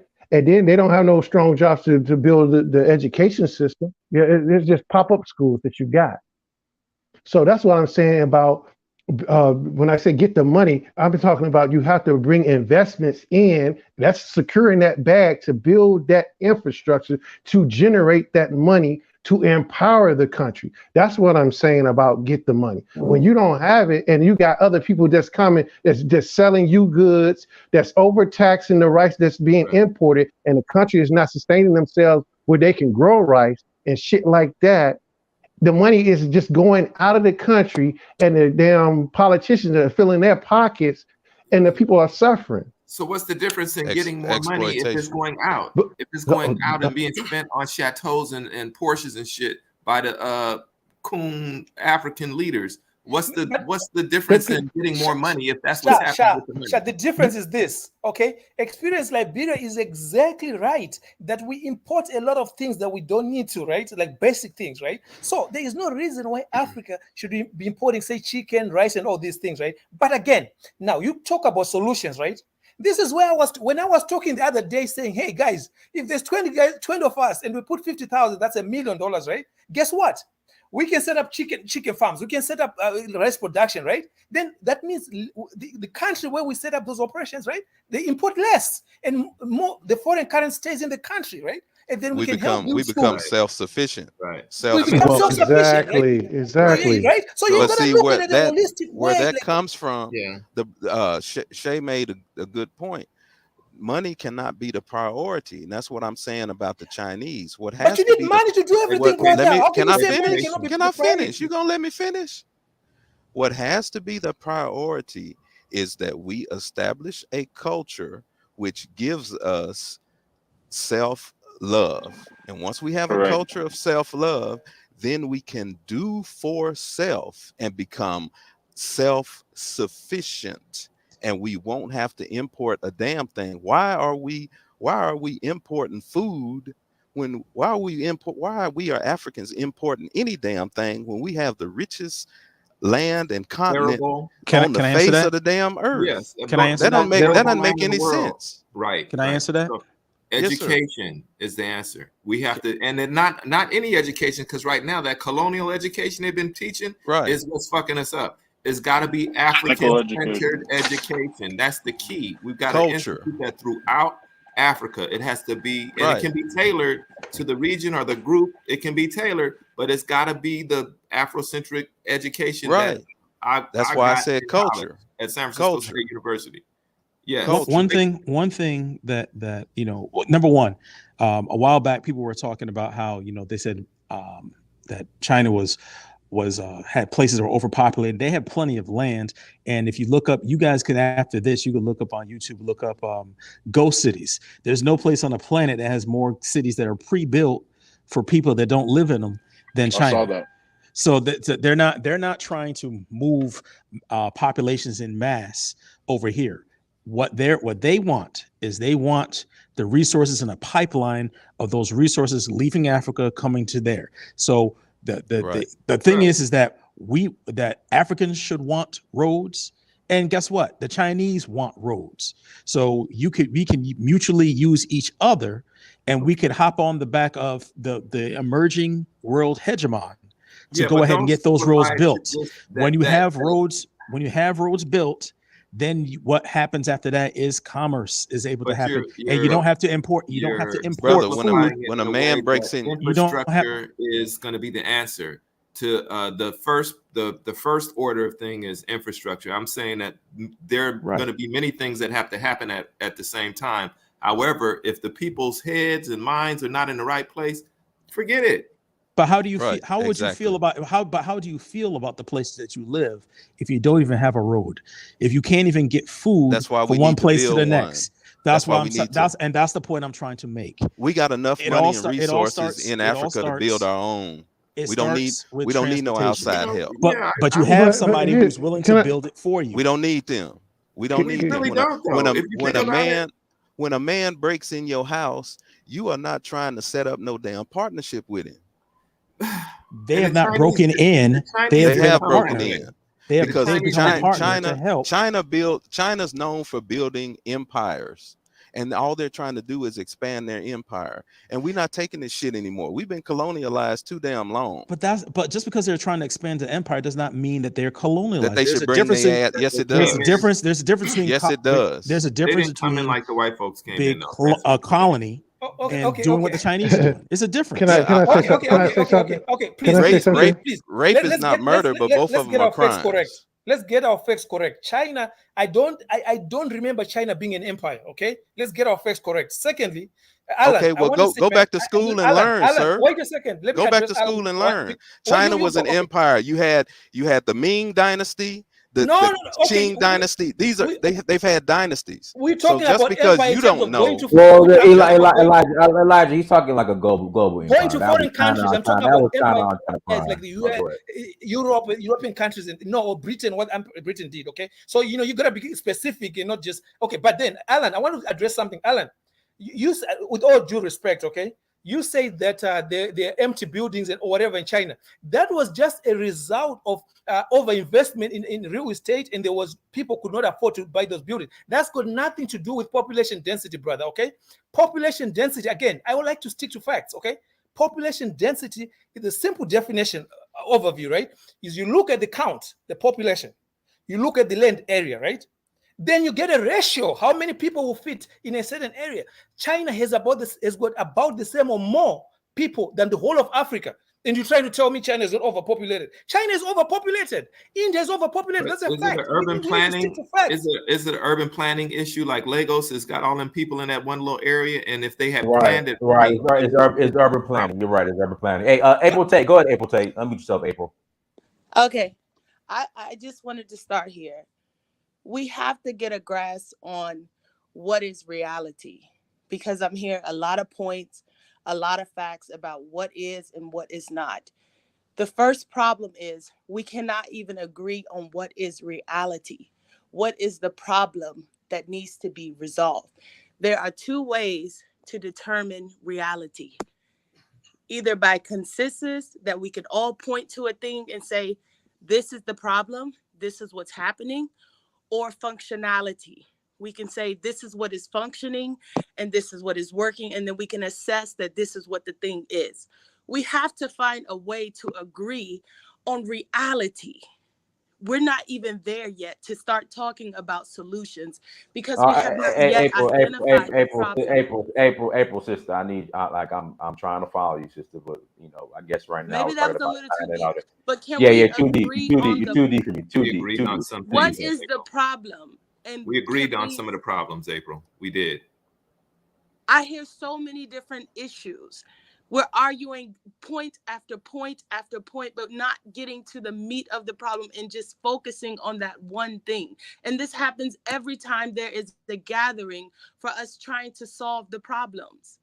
What is the problem? And let's solve that problem directly. That's it. Keep it simple. It's no one problem, April. It's many simple problems. For me. Well, I think I've been very clear. It's simple for me that the issue is infrastructure. If you do not have any infrastructure in place, No, You that's cannot physical. you cannot do many other things. No.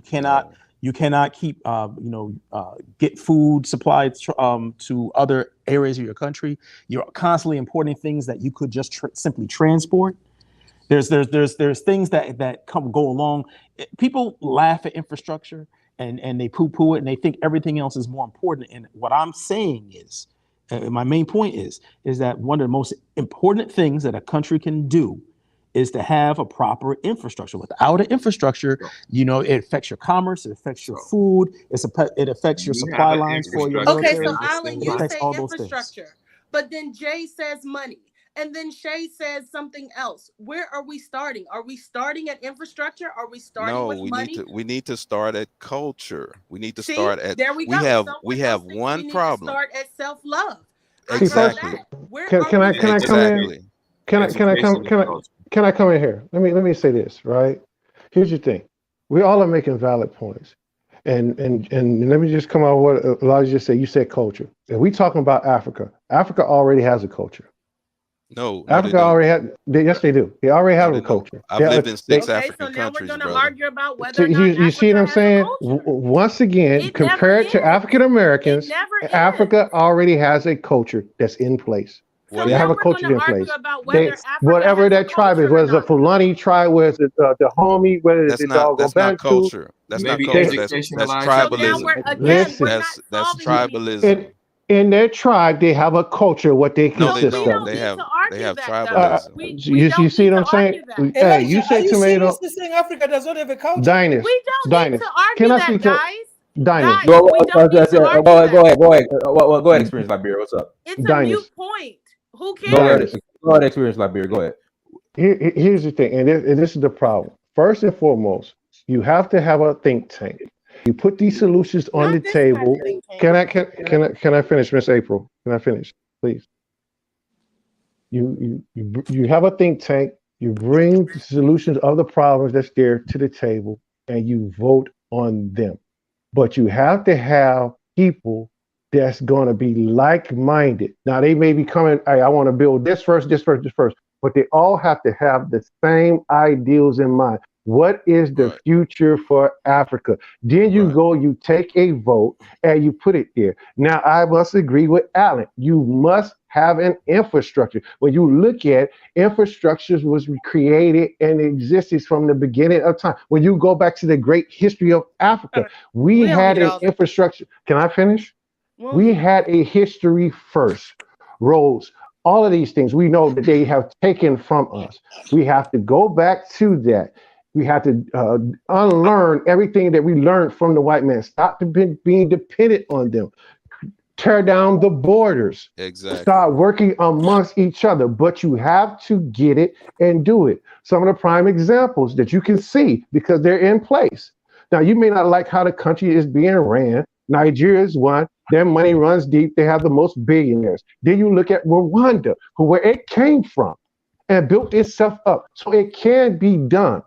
After you Experience Library, we're going to close out. But go ahead. And I'm done. I'm not going to take up too much time. But you have to have like-minded people. For sure. Hey, everyone, thank you so much for joining. Like, share, subscribe. Until next time, family, Dynasty, search for Peace. Peace. Oh,